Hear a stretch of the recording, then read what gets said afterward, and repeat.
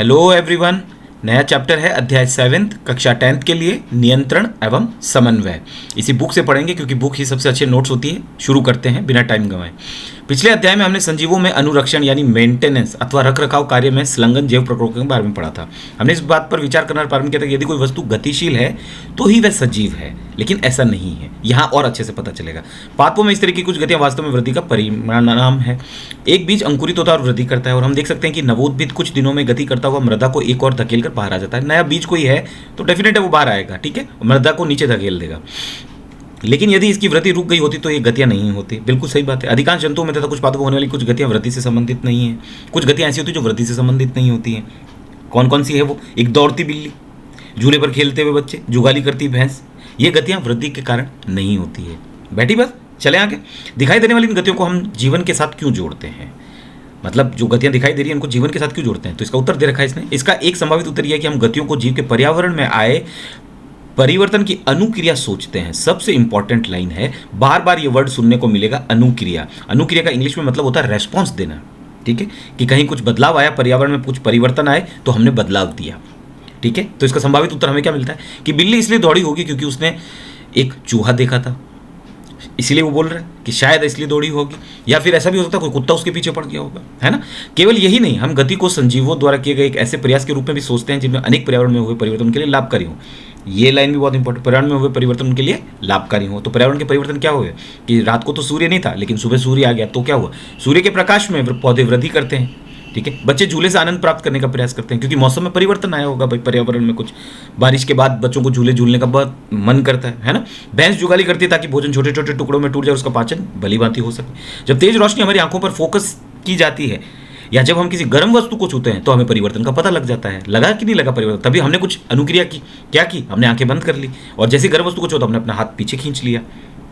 बैठी बात, इसकी अनुक्रिया, और हमने ये अनुक्रिया दे दी। मैं स्वयं को बचाने के लिए गति करते हैं, यदि इसका मतलब हम स्वयं को बचाने के लिए भी गति करते हैं, ठीक है, ऐसा प्रतीत होता है। यदि हम इसके बारे में और अधिक विचार करते हैं तो प्रतीत होता है कि पर्यावरण की अनुक्रिया के प्रति ये गतियां सावधानी से नियंत्रित की जा सकती है। इसका मतलब हम इन गतियों को नियंत्रित कर सकते हैं, ठीक है। लेकिन ये गतियां वृद्धि संबंधी नहीं है, ये ध्यान रख लेना। यहाँ इसने बात की है, ये देखो, ये गतियां वृद्धि के कारण नहीं होती हैं, ठीक है।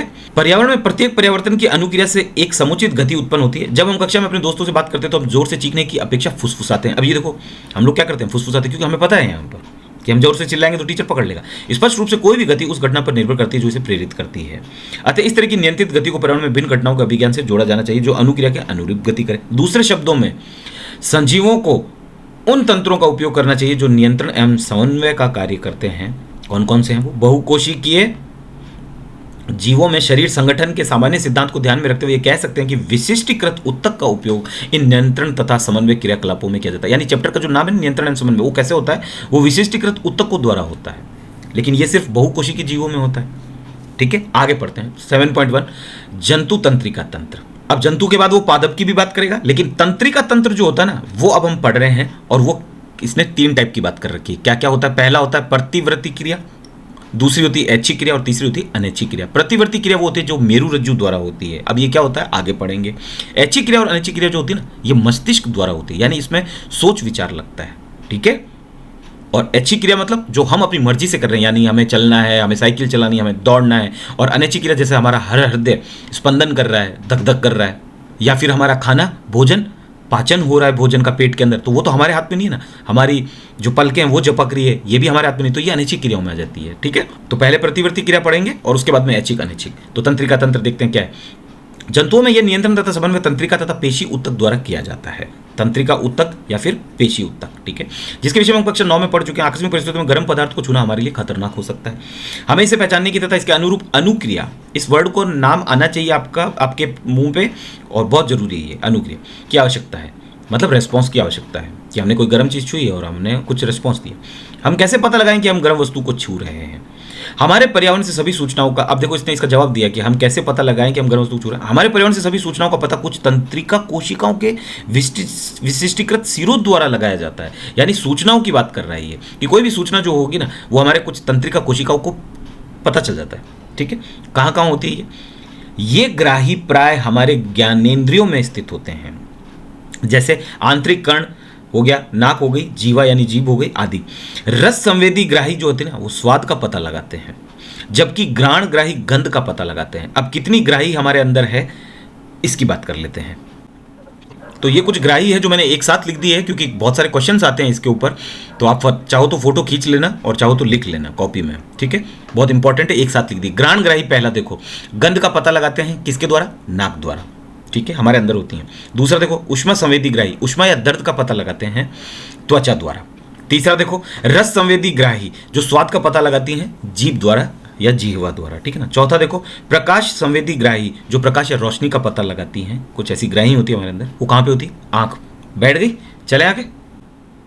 आगे देखो, यह सूचना एक तंत्रिका कोशिका के द्रुमाकृतिक सिरे द्वारा उपार्जित की जाती है। चित्र 7.1a कहाँ है देखते हैं। चित्र 7.1a ये रहा, ए 7.1a तंत्रिका कोशिका का चित्र है, यानी ये जो चित्र है ए, ये तंत्रिका कोशिका का चित्र है, ठीक है। तो ये लिखा हुआ तंत्रिका कोशिका। आगे देखो, इसने पहले एक लाइन क्या बोली थी? पर्यावरण से सभी सूचनाओं का पता कुछ तंत्रिका कोशिकाओं के विशिष्टीकृत सिरों द्वारा लगाया जाता है। तो सिरा कौन हो गया? इसका सिरा हो गया द्रुमिका, और यहाँ पे ये नाम आ गया द्रुमाकृतिक। तो यहाँ पे सूचना का पता लगाया जाता है। और सूचना के बारे में जब भी बात करें ना, तो एक चीज ध्यान रखना, यानी इस पूरे पार्ट में हम सूचना को क्या बोलेंगे? विद्युत आवेग बोलेंगे, ठीक है। कोई भी सूचना हो, संकेत हो, विद्युत आवेग बोलेंगे। बैठ गई बात? मैं बार बार नहीं बोलूंगा, ठीक है। तो यहां से द्रुमिका ने सूचना प्राप्त की। क्या प्राप्त की? कि हमने कोई गर्म चीज को छुई होगी, ठीक है। तो एक रासायनिक क्रिया द्वारा यह एक विद्युत आवेग पैदा करती है। आ गया विद्युत आवेग का नाम। तो सूचना जो थी वहां पे यहां कुछ रासायनिक क्रिया हुई और यहां पे विद्युत आवेग आ गया। यह आवेग द्रुमिका से कोशिका काय तक जाता है। तो कोशिका काय कहाँ है? ये रहा कोशिका काय, ठीक है। यानी यहां तक आ चुकी है पूरी सूचना। अब आगे जाएगी, और तब तंत्रिकाक्ष, ये रहा तंत्रिकाक्ष, एक्सॉन में होता हुआ इसके अंतिम सिरे तक पहुंच जाता है, यानी यहां तक पहुंच चुका है अंतिम सिरे तक, ठीक है। कौन? सूचना, यानी विद्युत आवेग पहुंच चुका है। एक्सॉन के अंत में विद्युत आवेग कुछ रसायनों का विमोचन करते हैं। अब ये विद्युत आवेग देखो वापस क्या कर रहा है? रसायनों का विमोचन कर रहा है। यानी क्या समझे आप? अब इस लाइन को पढ़ो बेटा, जो मैंने लिखी, देखो कितनी प्यारी। जो सूचना थी वो क्या हुई? कुछ रासायनिक क्रिया हुई है, और रासायनिक क्रिया से ये किस में बदल गए? विद्युत आवेग में बदल गए, और विद्युत आवेग चलता रहा चलता रहा चलता रहा, और लास्ट में ये वापस क्या बन गया? ये रसायन बन गया। समझ में आ गई बात आपको? यही चीज यहाँ पे लिखी हुई है कि रासायनिक क्रिया द्वारा विद्युत आवेग पैदा कर देती है, और अंतिम सिरों तक विद्युत आवेग कुछ रसायनों में वापस विमोचन कराता है। विमोचन मतलब उत्सर्जित हो जाते हैं, वापस कुछ रसायन बन जाते हैं। तो ये चारों लाइन आप लिख लेना, ठीक है। तो क्या लिखा है? एक्सॉन के अंत में विद्युत आवेग कुछ रसायनों का विमोचन करवाता है, यानी एक्सॉन के अंत में, यानी तंत्रिकाक्ष के अंत में। तो यहाँ पे कुछ रसायन वापस इसके अंत में बन जाएंगे, रसायन यहाँ पे। बैठ गई बात? ये रसायन रिक्त स्थान या सिनेप्टिक को पार करते हैं और अगली तंत्रिका कोशिका की द्रुमिका में इस तरह का विद्युत आवेग प्रारंभ करते हैं। समझ में आ रही है बात आपको? यानी अगली तंत्रिका कोशिका भी चालू हो चुकी है, और यहाँ पे कुछ दरार आ चुकी है, रिक्त स्थान आ चुके हैं। समझ में आ रही है?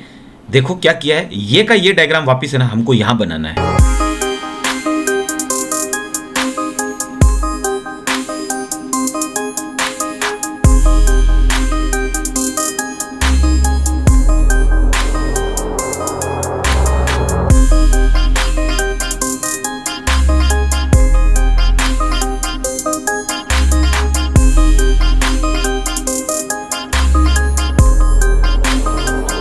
तो हमने कहा कि ये जो हमारी दूसरी तंत्रिका कोशिका थी और ये पहली तंत्रिका कोशिका थी, ठीक है। तो इन दोनों के बीच में यहाँ क्या आ रहा है? यहाँ रिक्त स्थान आ रहा है। ये रिक्त स्थान को पार करना बहुत जरूरी है। तो यहाँ पे क्या होता है? विद्युत आवेग वापस किस में बन जाते हैं? रसायन में बन जाते हैं। ये रहा, ये रसायन रिक्त स्थान या सिनेप्टिक दरार को पार करते हैं और अगली तंत्रिका कोशिका की द्रुमिका में इस तरह का विद्युत आवेग प्रारंभ करते हैं। यानी वापस ये क्या बन गई? द्रुमिका बन गई है। समझ में आ गई? और ये वापस कोशिका काय बन गया, ये केंद्रक बन गया, और ये एक्सॉन बन गया। यहाँ पे बना लेना, और ये दूसरी पे चल गई। तो ऐसे बहुत सारी लाइन से चलती जाती है। तो अब आपके पास में एक नाम आएगा, ये सिनेप्स क्या है इसकी भी बात करते हैं। पहले आगे चलते हैं। यह शरीर में तंत्रिका आवेग की मात्रा की सामान्य योजना है। इस तरह का एक अंतग्रथन सिनेप्स अंततः ऐसे आवेगों को तंत्रिका कोशिका से अन्य कोशिकाओं जैसे कि पेशी कोशिकाओं या ग्रंथि तक ले जाता है। मतलब अभी तक तंत्रिका कोशिका चल रही थी, फिर एक से दूसरी तंत्रिका कोशिका और बहुत सारी तंत्रिका कोशिका आ गई थी, ठीक है ना। लेकिन बहुत सारी तंत्रिका कोशिका जाके कहाँ मिली? पेशी कोशिकाओं में जाके मिल गई। इस चित्र को और अच्छे से देखेंगे तब समझेगा। लेकिन पहले बात करते हैं अंतःग्रहण सिनेप्स की क्या परिभाषा होती है। ये सिनेप्स की परिभाषा जिसको अंतःग्रथन बोलते हैं, आपकी बुक से ली गई है। सीधा लाल पेज जो आता है ना आपकी बुक में, पीछे पीछे पार्ट के पीछे, वहां पे ये लिखी हुई है, तो वहां से सीधा छापी हुई है, लिख लेना इसको। दो तंत्रिका कोशिका के मध्य रिक्त स्थान को सिनेप्स कहा जाता है।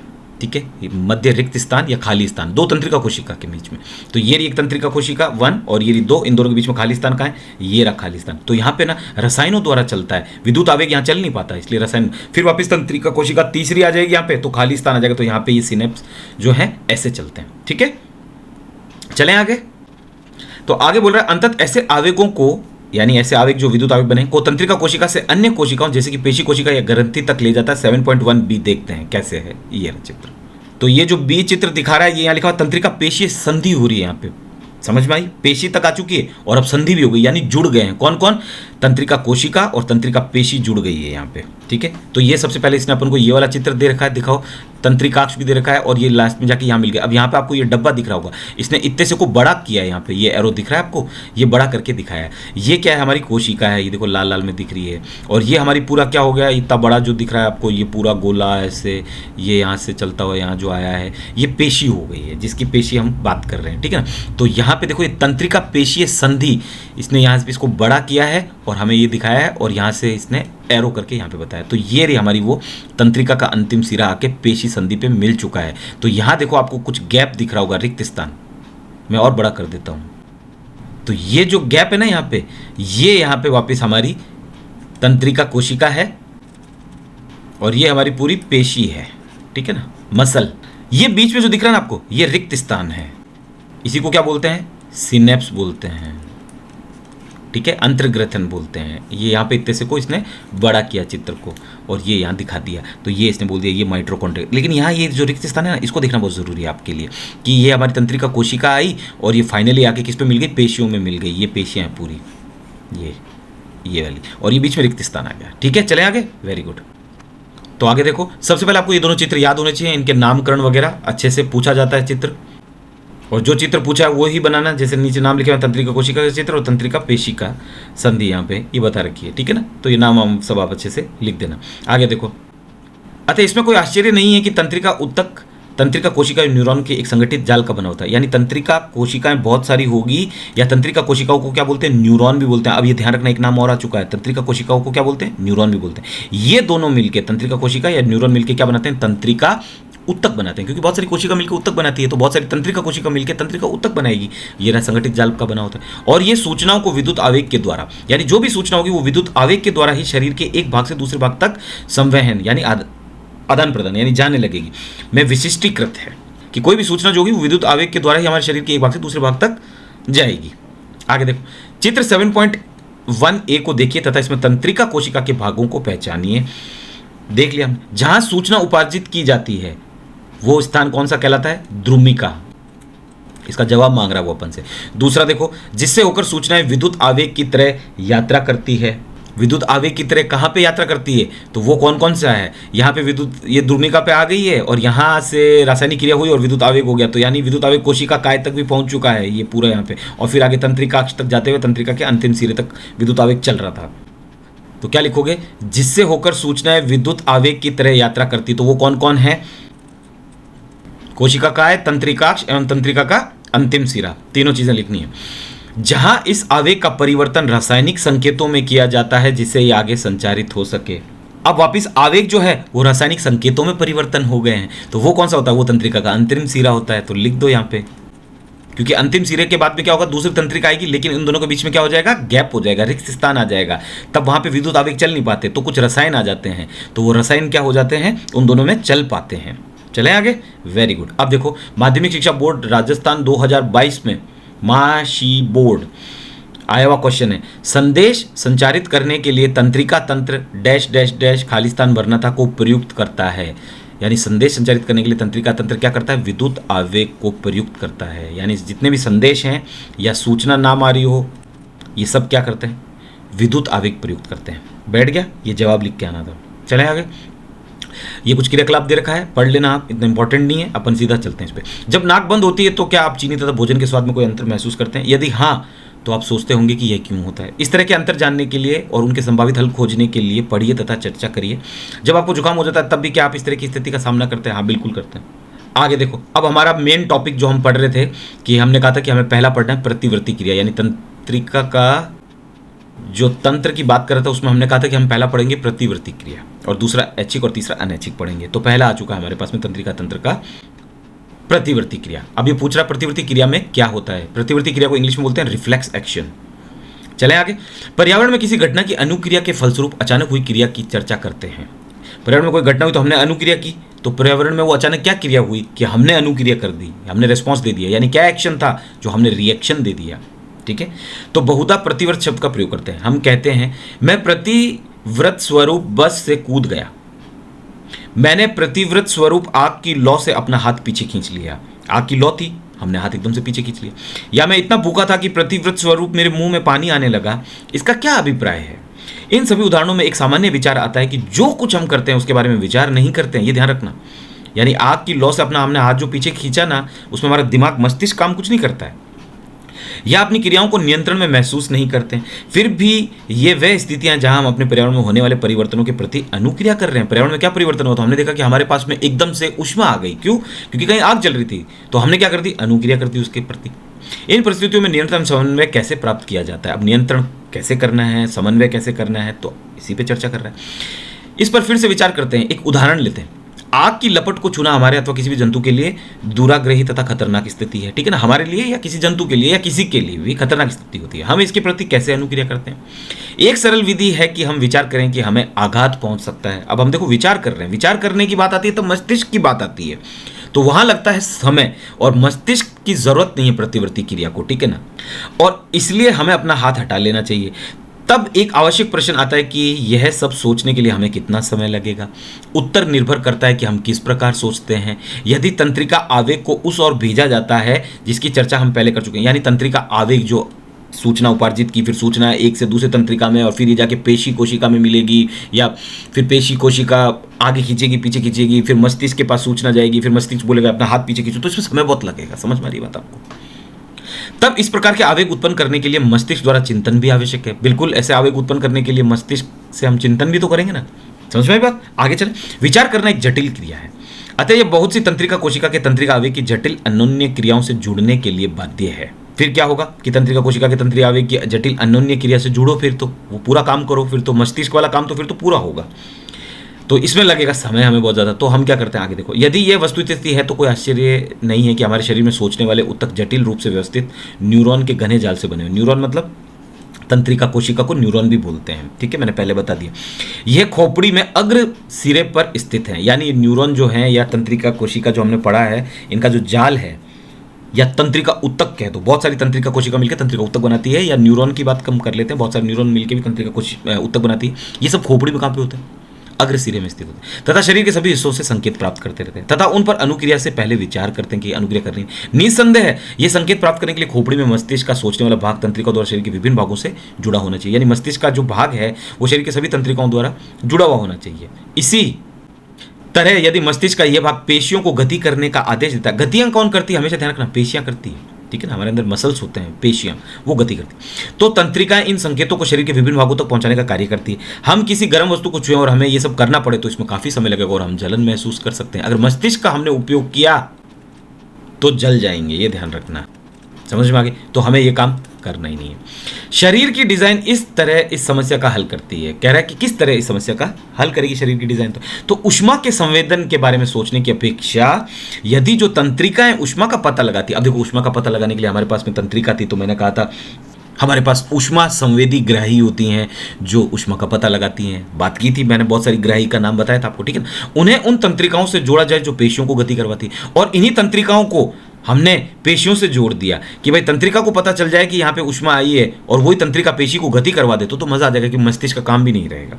तो जो प्रक्रम आगम संकेतों यानी इनपुट का पता लगाने तथा तदनुसार निर्गम क्रिया यानी आउटपुट को करने का कार्य करता है। यानी बात दो आ रही है कि इनपुट क्या है और आउटपुट क्या है, बीच में मस्तिष्क नहीं आना चाहिए। समझ में आ रही बात आपको? को करने का कार्य करता है, वह अतिशीघ्र पूरा हो जाता है। आमतौर पर इस तरह के संबोधन को प्रतिवर्ती चाप कहते हैं। अब ये प्रतिवर्ती चाप की परिभाषा आ चुकी है आपके पास में, वो पूछेगा आपसे, लेकिन एक परिभाषा मैं दूंगा वो आपको अच्छी लगेगी। ठीक है ना, तो आप ये भी पढ़ सकते हो, वो भी याद कर लेना। चित्र कह रहा है 7.2 देखो, तो देखते हैं सबसे पहले इस चित्र को। तो देखो बेटा, ये है चित्र प्रतिवर्ती चाप का 7.2 और मैंने यहाँ पे कुछ पॉइंट लिखे हुए हैं। सबसे पहले इस चित्र को और इन पॉइंटों को पढ़ लेते हैं तो हमारे लिए थ्योरी पढ़ना बहुत आसान हो जाएगा। ठीक है, आप भी ये पॉइंट सब लिख लेना, या फोटो खींचना चाहो तो फोटो खींच लेना। अब सबसे पहले देखो, पहला नंबर मैंने डाला है गर्म वस्तु का। गर्म वस्तु या तेज रोशनी, इन सबको क्या बोलते हैं? उद्दीपन बोलते हैं। आपकी किताब में ये नाम लिखा गया है, या फिर इसको उत्तेजना बोल दो। ठीक है, यहां से गर्म वस्तु से उत्तेजना कहां मिली? हाथ को उत्तेजना मिली, 2 नंबर पे बैठ गई, ये हाथ पे आ चुकी है, आपको लाइन लाइन दिख रही होगी ऐसे। आगे देखो, तीसरा नंबर ये आ गई ग्राही। यानी ग्राही क्या? उष्मा और दर्द का पता लगाती है। मैंने कहा था हमारे ग्राही होती है अलग अलग टाइप की, और ये कहाँ पे होती है? जो उष्मा और दर्द का पता लगाती है, ये त्वचा में होती है। ठीक है, तो ये ग्राही क्या करेगी? एक रासायनिक क्रिया द्वारा विद्युत आवेग पैदा करती है। यानी जो भी सूचना है वो रासायनिक क्रिया द्वारा उसने विद्युत आवेग पैदा कर दिया। किसने? ग्राही ने। यानी अगर कोई पूछे मेरे से, सर इनपुट इसको बोल सकते हैं? बिल्कुल, इसी को ही इनपुट बोलते हैं, यानी आगत संकेत इनको बोलते हैं। यानी इनपुट हमको मिल चुका है, किसने दिया इनपुट? ग्राही ने। ठीक है, तीसरा नंबर ये पॉइंट हो चुका हमारा। चौथा देखो, ये बड़ा इंपॉर्टेंट है, संवेदी तंत्रिका कोशिका। चौथा नंबर ये क्या करती है? विद्युत आवेग, जो सूचना है जिसको विद्युत आवेग बोलते हैं, भेजी जा रही है संवेदी तंत्रिका कोशिका द्वारा। यानी ये भेजने का काम करता है। कौन सी? संवेदी तंत्रिका कोशिका कोई भी सूचना होगी उसको आगे भेजेगा। बैठ गई। पांचवा देखो, मेरु रज्जु ही वो जगह है जहां सारी तंत्रिका आकर मिलती है। यानी मेरु रज्जु यहां आ गया और यहां सारी तंत्रिका आकर मिलेगी। आगे देखो, बहुत इंपॉर्टेंट, मस्तिष्क के लिए संदेश। मस्तिष्क ये बोलता है कि चाहे काम कोई भी करो, लेकिन एक सूचना मेरे पास होनी चाहिए। लेकिन यहां काम मेरु रज्जु के द्वारा ही हो गया, लेकिन एक सूचना जरूर जाएगी इसके पास में। ठीक है, ये ध्यान रखना आगे। तो अब ये सूचना वापस देखो, यहां से होते होते मेरु रज्जु से ही ये मुड़ गई इधर की तरफ, और ऐसे आते आते ये एरो दिख रहा है आपको। ठीक है, आगे देखो, यहाँ पे एक एरो और बना हुआ है, और यहाँ पे लिखा प्रतिसारण तंत्रिका कोशिका। इसका मतलब होता है प्रतिसारण, यानी भेजी जा रही है चीजें। जैसे पानी को भेजना है तो हमको पाइप की जरूरत पड़ेगी, हमको इलेक्ट्रॉन भेजना, आवेश भेजना है तो फिर हमको तार की जरूरत पड़ती है, ट्रेन को चलना है तो पटरी की जरूरत पड़ती है। तो वैसे ही एक सिस्टम भी है, तो वो प्रतिसारण तंत्रिका कोशिका, जिसको बोलते हैं रिले। ठीक है, तो इसके द्वारा भेजी जा रही है। आगे कौन होता है? प्रेरक तंत्रिका कोशिका। छठा नंबर देखो, ये मेरु रज्जु से सूचना लाती है। यानी भेजने का काम तो ये करती है संवेदी तंत्रिका कोशिका, इसलिए इंपॉर्टेंट लगा रखा है। और प्रेरक तंत्रिका कोशिका लाने का काम करती है मेरु रज्जु से। समझ में आ गई? मेरु रज्जु से सूचना लाती है और मेरु रज्जु को सूचना संवेदी तंत्रिका कोशिका देती है। आगे देखो, सातवां काम क्या होता है? कार्यकर। कार्यकर यानी कार्य हो रहा है अब यहाँ पे। तो हमारे भुजा में क्या होती है? पेशियां होती है। ये देखो, ये पेशियां ही हिलती है। समझ में? ये पेशियां ही हिलेगी तो ये भुजा को हिला देगी। तो ये सब काम क्या हो रहा है? बिना सोचे हो रहा है सातवां काम। इसका मतलब आउटपुट कौन हो गया? बच्चों ने बोल दिया इनपुट तो ये हो गया, तो आउटपुट हो गया ये कौन? कार्यकर। यानी इसको बोल दिया निर्गम या निर्गत, जो भी बोलते हो, निर्गम क्रिया या निर्गत क्रिया। तो अब आपको देखो, अगर कोई पूछे कि इनपुट कौन है तो आप क्या बोलोगे? ग्राही। आउटपुट आपसे पूछे तो क्या बोलोगे आप? कार्यकर। यहां तक तो हो गया। अब आपसे कोई पूछे कि संदेश भेजता कौन है, तो संवेदी तंत्रिका कोशिका होती है। संदेश लाता कौन है? प्रेरक तंत्रिका कोशिका हो गई। अब प्रतिसारण का मतलब क्या हो गया? समझ में? वो बताया ना अभी कि पाइप से पानी जो है पाइप के थ्रू ही जाएगा, तो वो तो पाइप एक काम कर रहा है। तो ये रिले वाला काम है कि सूचना इधर जानी चाहिए। ठीक है, लेकिन ला कौन रहा है? प्रेरक तंत्रिका कोशिका। और भुजा में हमारे क्या होती है? पेशी होती है। तो ये मुड़ गई चीज़ें। तो ऐसा अभी इसने देखो, इस भगोने के बारे में पूछा क्योंकि भगोना गर्म है। थोड़ी देर बाद ये तेज प्रकाश के बारे में भी पूछेगा, तो ये ही काम करना है। लेकिन यहाँ पे ग्राही जो है ना, ये उष्मा दर्द वाली, वहाँ पे वो ग्राही बदल जाएगी। कौन सी ग्राही होती है हमारे अंदर प्रकाश का पता लगाने के लिए? तो प्रकाश संवेदी ग्राही होती है। कहाँ से पता चलती है? आंखों से पता चलती है। ये त्वचा से पता लगा रही है। बस बात ये खेलनी है। ठीक है, तो वापस मैं एक बार बता रहा हूँ कि इनपुट ये देता है ग्राही, और आउटपुट कार्य कर देता है, कार्य कर। ठीक है, अब थ्योरी पढ़ेंगे तो मजा भी आएगा। एक चीज ध्यान रखना इंपॉर्टेंट, कि ये संदेश जो है ये मस्तिष्क के पास जाता है और स्टोर हो जाता है, लेकिन मस्तिष्क यहाँ काम कुछ भी नहीं करता। काम ये मेरु रज्जु के द्वारा ही होता है, क्योंकि मस्तिष्क ये बोलता है कि सूचना मेरे पास में रहनी चाहिए। कैसे? कि आपने आज ये अगर भगोना देखा है, तो जब दूसरी बार आप भगोना छुओ या मत छुओ, लेकिन भगोना देखोगे तो आपको पता चल जाएगा कि एक बार मैंने तो गर्म भगोने को छुआ था। बैठ गई बात। लेकिन अगर आप वापिस छू लेते हो तो मस्तिष्क की फिर भी वापिस जरूरत नहीं पड़ेगी, जरूरत मेरु रज्जु की ही पड़ेगी। चले आगे, वेरी गुड। तो वापस शुरू से पढ़ लेते हैं। शरीर की डिजाइन किस तरह इस समस्या का हल करती है? तो उष्मा के संवेदन के बारे में सोचने की अपेक्षा जो तंत्रिका उष्मा का पता लगाती है, उन तंत्रिकाओं से जोड़ा जो पेशियों को गति कराती है। तो जो प्रक्रम आगम संकेतों यानी इनपुट कौन लेता है? ग्राही का पता लगाने तथा तदनुसार निर्गम क्रिया, यहाँ पे किसने की? आउटपुट कार्य करने का कार्य करता है, वह अतिशीघ्र पूरा हो जाता है। यहाँ पे फिर दिमाग का काम नहीं है। ठीक है ना, इसलिए जल्दी काम होगा मेरु रज्जु के द्वारा। ठीक है, आमतौर पर इस तरह के संबंधन को प्रतिवर्ती चाप कहते हैं, और हमने डायग्राम बहुत अच्छे से देख लिया। आगे देखते हैं, इसकी अभी परिभाषा भी देखेंगे, लेकिन अभी आगे पढ़ते हैं। इस प्रकार के प्रतिवर्ती चाप को संबंधन आगत तंत्रिका तथा निर्गत तंत्रिका के मध्य कहाँ होना चाहिए, यानी इनपुट और आउट के बीच में कहाँ होना चाहिए प्रतिवर्ती चाप को? तो इनके कहीं बीच में ही होना चाहिए। सबसे उपयुक्त स्थान शायद वही बिंदु होगा जहां सबसे पहले वे एक दूसरे से मिलते हैं। यानी आगम तंत्रिका और निर्गम तंत्रिका जहां एक दूसरे से मिलती है। पूरे शरीर की तंत्रिकाएं कहां मिलती है? मेरुरज्जु में। आगे देखो लैंग्वेज कितनी टफ है एनसीईआरटी की देखना, लेकिन मेरुरज्जु में ही मिलती है। लेकिन बच्चे सोचते हैं मस्तिष्क में, कि मेरुरज्जु में मस्तिष्क, नहीं, मेरुरज्जु में ही मिलती है। पूरे शरीर की तंत्रिका मेरुरज्जु में मस्तिष्क को जाने वाले रास्ते में एक बंडल में मिलती है, यानी मेरुरज्जु में ही मिल जाती है, मस्तिष्क में नहीं मिलती। बस ये लैंग्वेज समझो थोड़ा सा, इसमें नहीं मिलती, ठीक है, कि मस्तिष्क में जाने वाला कोई जो रास्ता है वो मेरुरज्जु से होकर निकलता है, तो एक बंडल में मेरुरज्जु को मिल जाती है। प्रतिवर्ती चाप इसी मेरुरज्जु में बनते हैं। बहुत इंपॉर्टेंट लाइन है, एक नंबर में पूछ सकता है कि प्रतिवर्ती चाप कहां बनते हैं, इसीलिए मैंने ये बोला है कि मेरुरज्जु में बनते हैं। देखो मस्तिष्क का नाम नहीं आ रहा, ठीक है। यद्यपि important line, most important line, आगत सूचनाएं, जो सूचना और आगे भेजनी है वो मस्तिष्क तक भी जाती है। मैंने कहा ना कि मस्तिष्क यहां काम नहीं करता, लेकिन मस्तिष्क की सूचना सारी होनी चाहिए, बस। चले आगे, वेरी गुड। अधिकतर जंतुओं में प्रतिवर्ती चाप इसलिए विकसित हुआ क्योंकि इनके मस्तिष्क के सोचने का प्रक्रम बहुत तेज नहीं है। अब देखो जंतुओं में क्या कहना, मस्तिष्क के सोचने का प्रक्रम तेज नहीं है, तो इसलिए इनके अंदर क्या विकसित हुआ, एक प्रतिवर्ती चाप विकसित हो गया। जो प्रतिवर्ती चाप जो है वो कहाँ बनते हैं? मेरुरज्जु में बनते हैं। तो इसकी जरूरत ही नहीं है फिर हमको मस्तिष्क की, तो चाहे मस्तिष्क धीरे काम करने वाला हो चाहे तेज का। वास्तव में अधिकांश जंतु में सोचने के लिए आवश्यक जटिल न्यूरॉन जाल या तो अल्प है या अनुपस्थित है, यानी जटिल न्यूरॉन जाल जो होता है, यानी तंत्रिका कोशिका का जो जाल है वो नहीं है। अतः यह स्पष्ट है कि वास्तविक विचार प्रक्रम की अनुपस्थिति में प्रतिवर्ती चाप का दक्ष कार्यप्रणाली के रूप में विकास हुआ। विचार प्रक्रम जो हम करते हैं वो अनुपस्थित है, समझ में आ रही बात? जंतुओं में अनुपस्थित है विचार प्रक्रम, तो उसमें प्रतिवर्ती चाप जो होगा ना उसका दक्ष कार्य प्रणाली होनी चाहिए। तो ये इस रूप में विकास हुआ इसका कि ये बड़ा तेज काम करता है। यद्यपि जटिल न्यूरॉन जाल के अस्तित्व में आने के बाद भी प्रतिवर्ती चाप, अब देखो ये कह रहा है कि जटिल न्यूरॉन ये किस में होता है? ये इंसानों में होता है, और यहाँ पे ये विचार प्रक्रम की अनुपस्थिति ये किस में हो गई? ये जानवरों में हो गई, ठीक है ना।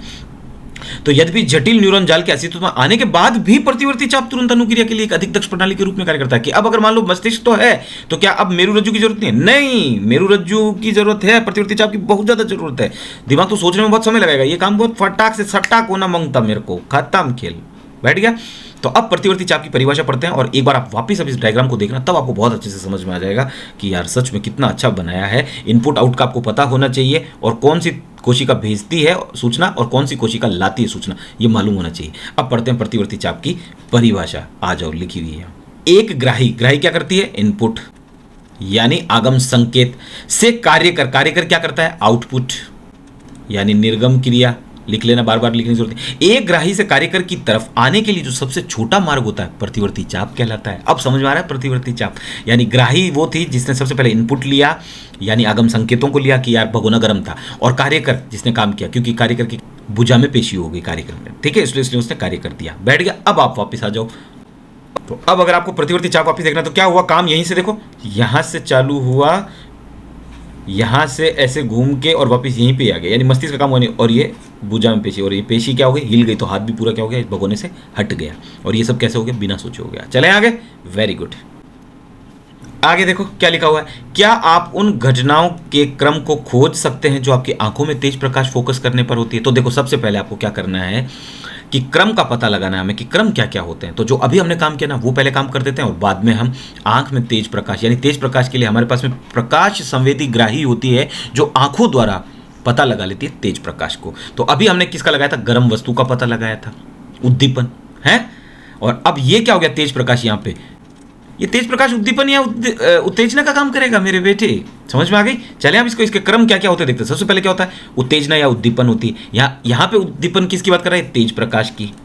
और पहले हम किसकी बात करके आ रहे थे? गर्म वस्तु की। अब जिसकी जो पूछ रहा है उसकी बताते जाओ। पहले हम इसकी बात कर चुके हैं, अब वो इसकी पूछ रहा है कि तेज प्रकाश का क्रम बताओ। तो हमने कहा सबसे पहले उत्तेजना आएगी, फिर कौन आता है? ग्राही आती है, फिर यहाँ से संवेदी तंत्रिका कोशिका चलती है। ग्राही को क्या बोलते हैं? इनपुट यानी आगम संकेतों का जो पता लगाते हैं। और संवेदी तंत्रिका कोशिका होती है ये सूचना भेजता है, इसलिए देखो यहाँ पे लाल रंग से कर रखा है ऐसा कुछ का सा, इंपॉर्टेंट है क्योंकि सूचना भेजता कौन है? संवेदी तंत्रिका कोशिका। फिर ये किधर जाती है? मेरुरज्जु में जाती है। मेरुरज्जु से प्रतिसारण तंत्रिका कोशिका। प्रतिसारण वापस बता देता हूँ, रिले यानी वो सिस्टम जिसके थ्रू कोई चीज़ चलेगी, जैसे ट्रेन पटरी पे चलती है, पानी पाइप में चलेगा, आवेश या इलेक्ट्रॉन तार में चलते हैं तो वो तार चाहिए, तो प्रतिसारण तंत्रिका कोशिका। और फिर भेजता कौन है? प्रेरक तंत्रिका कोशिका। ये सूचना लाता है, ये भेजता है, ये सूचना लाता है। तो इन दोनों पे हमने स्टार लगा दिया, ये हमारे लिए बहुत इंपॉर्टेंट है, आगे इनकी बातें करेंगे और ठीक है। और लास्ट में क्या हो गया? कार्यकर हो गया, आउटपुट हो गया, निर्गम क्रिया। अच्छा, अब वो आपसे हम पूछ रहा है कि तेज प्रकाश के बारे में बताइए, तो यहाँ पे कौन सी ग्राही आ जाएगी? प्रकाश संवेदी ग्राही। और अगर गर्म वस्तु का पूछे तो यहाँ कौन सी ग्राही आ जाएगी? ऊष्माग्राही। जो ऊष्मा या दर्द का पता लगाते हैं। तो आप ये क्रम बता सकते हो कि नहीं बता सकते? अब इसने देखो तेज प्रकाश का पूछा और मैंने पहले ही आपको बता दिया था कि प्रकाश संवेदीग्राही होती है जो आंखों के द्वारा देख लेती है। तो यहाँ पे आप प्रकाश संवेदीग्राही के आगे क्या लिख दोगे? आंख। और ऊष्मा संवेदीग्राही अगर आ रही है तो क्या लिखोगे? त्वचा। ये अपन पहले अच्छे से पढ़ चुके हैं गर्म वस्तु वाला। अब ये तो इसने पूछा है कि क्या आप इन घटना के क्रम को खोज सकते हैं जो आपकी आंखों में तेज प्रकाश फोकस करने पर होती है। बिल्कुल, हमने खोज लिया और हमने आउटपुट निकाल दिया। यानी इनपुट हमारे लिए ग्राही हो गया और आउटपुट हमारे लिए ये हो गया। जो संदेश भेजता है सूचना वो ये हो गया और संदेश लाता है वो ये हो गया। और संदेश या सूचना जो भी होती है वो विद्युत आवेग होते हैं और मेरु रज्जु से निकल के वापस आते हैं। तो ये सबसे छोटा रास्ता है प्रतिवर्ती चाप का। हमने कहा ना कि ग्राही से कार्यकर की तरफ आने के लिए जो सबसे छोटा मार्ग होता है उसको क्या बोलते हैं? प्रतिवर्ती चाप बोलते हैं। तो ये प्रतिवर्ती चाप हो गया। कहाँ बन गया? मेरु रज्जु में बन गया। चले आगे, वेरी गुड। आगे देखो, बोर्ड 2022 में आया हुआ क्वेश्चन आपके, प्रतिवर्ती क्रिया का एक उदाहरण लिखिए। तो क्या लिख के आओगे? तो पहला मैंने बहुत सारे लिख दिए हैं, जो आपको पसंद हो आप लिख देना, और आपको अगर कोई याद आए तो आप वो लिख लेना। आग की लौ से अपना हाथ पीछे खींच लेना, अब प्रतिवर्ती क्रिया हो गई है। दूसरा देखो, अच्छे भोजन को देखकर लार का श्रावण, तेज रोशनी से आंखों का सिकुड़ना, या वो बस से जो कूदा था, याद है उसने पढ़ते टाइम ये बोला भी था कि जब तेज अच्छे खाने को देखते हैं तो हमारी लार आ जाती है, या बस से कूदना प्रतिव्रत क्रिया का उदाहरण है ना। तो चौथी चीज क्या है? अचानक तेज आवाज सुनने पर हमारा मुंह खुल जाता है। तो ये चारों प्रतिवर्ती क्रिया के उदाहरण हो गए। और आपको अगर कोई याद है तो आप वो लिख देना। ये बोर्ड 2022 में आया हुआ क्वेश्चन था। आगे पढ़ते हैं, मानव मस्तिष्क, सबसे इंपॉर्टेंट टॉपिक, बहुत ही इंपॉर्टेंट टॉपिक है, बहुत सवाल बनते हैं बेटा, अच्छे से पढ़ना है यहाँ से, ठीक है ना। मानव मस्तिष्क, क्या मेरु रज्जु का कार्य केवल प्रतिवर्ती क्रिया? अभी हमने कहा कि प्रतिवर्ती कार्य मेरु रज्जु में होते हैं, तो क्या खाली यही काम है? नहीं, आगे देखते हैं। निश्चित रूप से नहीं, क्योंकि हम जानते हैं कि हम सोचने वाले प्राणी हैं, बिल्कुल। अब हमारी बात कर रहे हैं, मेरु रज्जु तंत्रिकाओं की बनी होती है, बिल्कुल ठीक है, जो सोचने के लिए सूचनाएं प्रदान करती है। सोचने में अधिक जटिल क्रियाविधि तथा तंत्रिका संबंधन होते हैं, ये मस्तिष्क में संकेंद्रित होते हैं। कौन? तंत्रिकाओं का जो जाल होता है, ठीक है, जो शरीर का मुख्य समन्वय केंद्र है। मस्तिष्क तथा मेरु रज्जु, बहुत इंपॉर्टेंट लाइन है, मिलकर केंद्रीय तंत्रिका तंत्र बनाते हैं। मस्तिष्क और मेरु रज्जु ये दोनों मिलकर केंद्रीय तंत्रिका तंत्र बनाते हैं, ठीक है, ध्यान रखना। ये शरीर के सभी भागों से सूचनाएं प्राप्त करते हैं तथा इसका समाकलन करते हैं, यानी इंटीग्रेशन करते रहते हैं, जोड़ के देखते रहते हैं कि क्या करना है। चले आगे, हम अपनी क्रियाओं के बारे में भी सोचते हैं। लिखना, बात करना, एक कुर्सी घुमाना, किसी कार्यक्रम के समाप्त होने पर ताली बजाना इत्यादि ऐच्छिक क्रियाओं के उदाहरण हैं। अब हमने कहा ना कि ऐच्छिक क्रियाएं भी हम पढ़ेंगे और अनैच्छिक भी पढ़ेंगे। ऐच्छिक मतलब जो हम अपनी इच्छा से कर रहे हैं, स्वैच्छिक भी बोल सकते हैं इसको, ठीक है। ऐच्छिक को स्वैच्छिक भी बोल सकते हैं क्योंकि हम स्वयं के द्वारा कर रहे हैं, हमारी मर्जी से कर रहे हैं। उदाहरण है जो आगे क्या करना है के निर्णय पर आधारित है कि भाई आगे क्या करना है। जैसे सब जा रहे हैं तो हम लोग भी चले जाते हैं, पिक्चर खत्म हो जाती है तो उठ के निकल लेते हैं। जैसे हम लोग कहीं होटल में खाना खा लेते हैं तो चुपचाप जाके पैसे दे के आ जाते हैं, और जेब में पैसे नहीं होते तो रसोई में जाके बर्तन धो के आ जाते हैं, है ना। किया कभी? गुड। आगे मस्तिष्क को भी पेशियों तक संदेश भेजने होते हैं। क्या बोल रहा है? मस्तिष्क भी क्या करता है? पेशियों को संदेश भेजते हैं। यह है दूसरा मार्ग है, पहला मार्ग हम पढ़ चुके हैं, ठीक है। यह दूसरा मार्ग जिसमें तंत्रिका तंत्र पेशियों में संचार भेजता है। केंद्रीय तंत्रिका तंत्र शरीर के अन्य भागों में संचार को परिधीय तंत्रिका तंत्र सुगमता प्रदान करता है। अब ये दूसरा नाम आ चुका है, एक और परिधीय तंत्रिका तंत्र, एक आया था केंद्रीय तंत्रिका तंत्र। ये दोनों का ध्यान रखना। परिधीय तंत्रिका तंत्र क्या होता है? अब देखो बेटा, परिधीय तंत्रिका तंत्र के बारे में मैंने आपको थोड़ा सा बता देता हूं। संवेदी तंत्रिका और प्रेरक तंत्रिका, ये दोनों इसके अंडर में आते हैं। तो ये संवेदी तंत्रिका तो सूचना भेजता है और सूचना लाता है। जब मैंने पढ़ाया था तब इन दोनों पे लाल बटन लगाए थे, देखो यहाँ पे, ये रहा संवेदी तंत्रिका तंत्र, ये सूचना भेजता है, ये लाल बटन लगा रखा था। और प्रेरक तंत्रिका, इस पे भी लाल बटन लगा रखा था। यानी ये कहाँ थी? ये संवेदी तंत्रिका तंत्र और प्रेरक तंत्रिका तंत्र, एक सूचना भेजता है, एक सूचना लाता है। ये परिधीय तंत्रिका तंत्र के अंदर आता है संवेदी तंत्रिका, इसलिए मैंने कहा था ये थोड़ा इंपॉर्टेंट, ध्यान रखना। बैठ गई। एक होता है केंद्रीय तंत्रिका तंत्र, जिसके अंदर कौन आता है? मस्तिष्क और मेरु रज्जु। और परिधीय तंत्रिका तंत्र कौन आता है? संवेदी तंत्रिका और प्रेरक तंत्रिका। याद रखोगे? Very good. परिधीय तंत्रिका तंत्र सुगमता प्रदान कराता है जो मस्तिष्क से निकलने वाली। अब मस्तिष्क से देखो कौन सी निकल रही है? कपाल तंत्रिकाओं। तथा मेरु रज्जु से कौन सी निकल रही है? मेरु तंत्रिकाओं से बना होता है। यानी एक तो मैंने बता दिया, ये वाला याद कर लेना परिधीय तंत्रिका तंत्र, और एक परिधीय तंत्रिका तंत्र आपके बुक के हिसाब से अगर मस्तिष्क से कौन सी निकलती तंत्रिकाएं? कपाल तंत्रिकाएं। और मेरु रज्जु से कौन सी निकलती है? मेरु तंत्रिकाएं, क्योंकि याद हो जाएगा तो मेरु का मेरु नाम आ रहा है और मस्तिष्क से कपाल। तो ये दोनों परिधीय तंत्रिका तंत्र से निकलती है, ठीक है। इस प्रकार मस्तिष्क हमें सोचने की अनुमति तथा सोचने पर आधारित क्रिया करने की अनुमति प्रदान करता है। जैसा आपको संभावना होगी, ये एक जटिल अभिकल्पना द्वारा मस्तिष्क के विभिन्न भागों से जो विभिन्न आगत एवं निर्गत सूचना, इनपुट और आउटपुट सूचनाओं को समाकलित करने के लिए उत्तरदायी है। क्यों? क्योंकि इनपुट क्या मिला है, क्या करना है, और आउटपुट क्या देना है। मस्तिष्क ही तो आउटपुट देता है कि भाई अब तुम ये काम करो, कि जैसे कहीं लड़ाई हो गई, ठीक है ना, और आप वहां पे पंचायती कर रहे हो और पता लगा 5-7 जने इकट्ठे हो गए, तो आपको क्या करना है उस स्थिति में? भागना है। आउटपुट क्या करता है? भागना है, ठीक है। तो मस्तिष्क ने आपको क्या सूचना दी? भागो। समाकलित करने के लिए उत्तरदायी पूरा किया जाता है। मस्तिष्क में इस तरह के 3 मुख्य भाग या क्षेत्र होते हैं जिनके नाम अग्र मस्तिष्क, मध्य मस्तिष्क तथा पश्च मस्तिष्क हैं। तो मस्तिष्क के ये 3 भाग हैं, आपको अच्छे से नाम पता होने चाहिए और मस्तिष्क का ये चित्र आपके दिमाग में फिट होना चाहिए। मानव मस्तिष्क नाम आपको याद होने चाहिए। सबसे पहले देख लेते हैं अग्र मस्तिष्क ये रहा, मध्य मस्तिष्क ये रहा और पश्च मस्तिष्क ये रहा, इतना सा। आगे देखो, ये दोनों अग्र मस्तिष्क के भाग हैं, बच्चे भूल जाते हैं। पश्च मस्तिष्क के ये तीनों भाग हैं, ठीक है। और अब आपको देखने की मेरुरज्जु होता कहाँ है, तो मेरुरज्जु यहीं है, यहीं से क्रिया सारी हो गई थी, देखा था आपने, क्योंकि वो क्रिया अंदर तक पहुंच ही नहीं थी, मस्तिष्क पे पहुंची, इसलिए काम जल्दी हो गए थे। समझ में आ रही बात आपको? ये मेरुरज्जु जो आपके गर्दन के पीछे से निकलती है, ये खोपड़ा आपका, ये गर्दन के पीछे से मेरुरज्जु निकल रहा है, ठीक है। और मध्य मस्तिष्क के बारे में आपकी किताब में ज़्यादा है नहीं, और ये दोनों भी यानी कपाल खोपड़ी तो खैर बाहर का हो गया, प्रमस्तिष्क भी अग्र मस्तिष्क का हिस्सा होता है, और ये तीनों पश्च मस्तिष्क के हिस्से होते हैं। ये 2 और एक ये मिलके ये सब किसके? अग्र मस्तिष्क के हिस्से हैं। चले आगे, अच्छा सा चित्र होना चाहिए, यानी प्रमस्तिष्क यहाँ तक होता है, देखो प्रमस्तिष्क लिखा हुआ है, ये अग्र मस्तिष्क का ही हिस्सा है। पीयूष ग्रंथि, हाइपोथैलेमस, ये भी अग्र मस्तिष्क का है। पश्च मस्तिष्क के कौन कौन से भाग होते हैं? पोन्स, मैंडुला, अनुमस्तिष्क, ठीक है। तो प्रमस्तिष्क भी है, अनुमस्तिष्क भी है, कंफ्यूज मत हो जाना। अग्र मस्तिष्क ये पहला हो गया, ये दूसरा हो गया और ये पश्च मस्तिष्क तीसरा, ये 3 भाग होते हैं। अब तीनों के ये 3 और हो गए, ये इसके ये 3 हो गए, इसके ये 3 हो गए, और मध्य मस्तिष्क का ज़्यादा आपकी किताब में है नहीं, ठीक है। कपाल खोपड़ी मतलब कि आपका मस्तिष्क जो है वो सेफ रहे, ऊपर खोपड़ी होती है, हड्डियाँ होती है, ठीक है। चले आगे, गुड। आगे देखो, मस्तिष्क का मुख्य सोचने वाला भाग अग्र मस्तिष्क है। इसमें विभिन्न ग्राही हम बहुत अच्छे से पढ़ चुके हैं, ठीक है ना, से संवेदी आवेग सूचनाएं प्राप्त करने के लिए क्षेत्र होते हैं। यानी अग्र मस्तिष्क में ग्राही होती है बहुत सारी, और वो सूचनाएं प्राप्त करती है, और सूचनाएं जो भी होगी वो विद्युत आवेग या संवेदी आवेग कह सकते हैं, कोई दिक्कत नहीं, विद्युत आवेग बोलो या संवेदी आवेग बोलो, एक ही बात। प्राप्त करने के लिए क्षेत्र होते हैं, यानी ये ग्राही से सूचना प्राप्त करता है, और ग्राही हम पढ़ चुके हैं। अग्र मस्तिष्क के अलग अलग क्षेत्र सुनने, सूंघने, देखने आदि के लिए विशिष्टीकृत हैं। इसमें साहचर्य के क्षेत्र पृथक होते हैं, जहां इन संवेदी सूचनाओं अन्य ग्राही से प्राप्त सूचनाओं पहले से मस्तिष्क में एकत्र सूचनाओं का अर्थ लगाया जाता है। अब इसका क्या मतलब हुआ इस लाइन का? इसमें साहचर्य के क्षेत्र पृथक होते हैं, जहां इन संवेदी सूचनाओं अन्य ग्राही से प्राप्त सूचनाओं पहले से मस्तिष्क में एकत्र सूचनाओं को अर्थ लगाया जाता है। जैसे कि आपने कहीं पहले बचपन में आपने शेर देखा, और शेर को आपने देखा कि एक शेर जो था वो भालू को मार रहा था, ठीक है। अब आज के टाइम पे वो शेर आपके सामने खड़ा है और आप उसके सामने खड़े हो, अब आप क्या करोगे? तो आप पता लगा लोगे कि शेर वही है जिसने उस भालू को मारा था, तो उसने सूचना एकत्रित कर ली, तो आपने उसका अर्थ लगा लिया कि ये आज आपको मारेगा अभी, ठीक है ना, तो आपको भागना है। इस सब पर आधारित एक निर्णय लिया जाता है कि अनुक्रिया रेस्पॉन्स कैसे करना है तथा सूचनाएं प्रेरक क्षेत्र तक कैसे पहुंचाई जाए, जो ऐच्छिक पेशी की गति को, जैसे हमारी टांग की पेशियां नियंत्रित करती हैं कि हमें ऐच्छिक गति करनी है, कि भाई अब हमें टांग हिलानी है, हमें चलना है, यहाँ से हमें उठना है, हमें बैठना है, ठीक है। तो वो ऐच्छिक गतियाँ, अब ये ऐच्छिक की बातें चल रहा है। प्रतिवर्ती हम पढ़ चुके हैं, अब ऐच्छिक और अनैच्छिक पढ़ेंगे।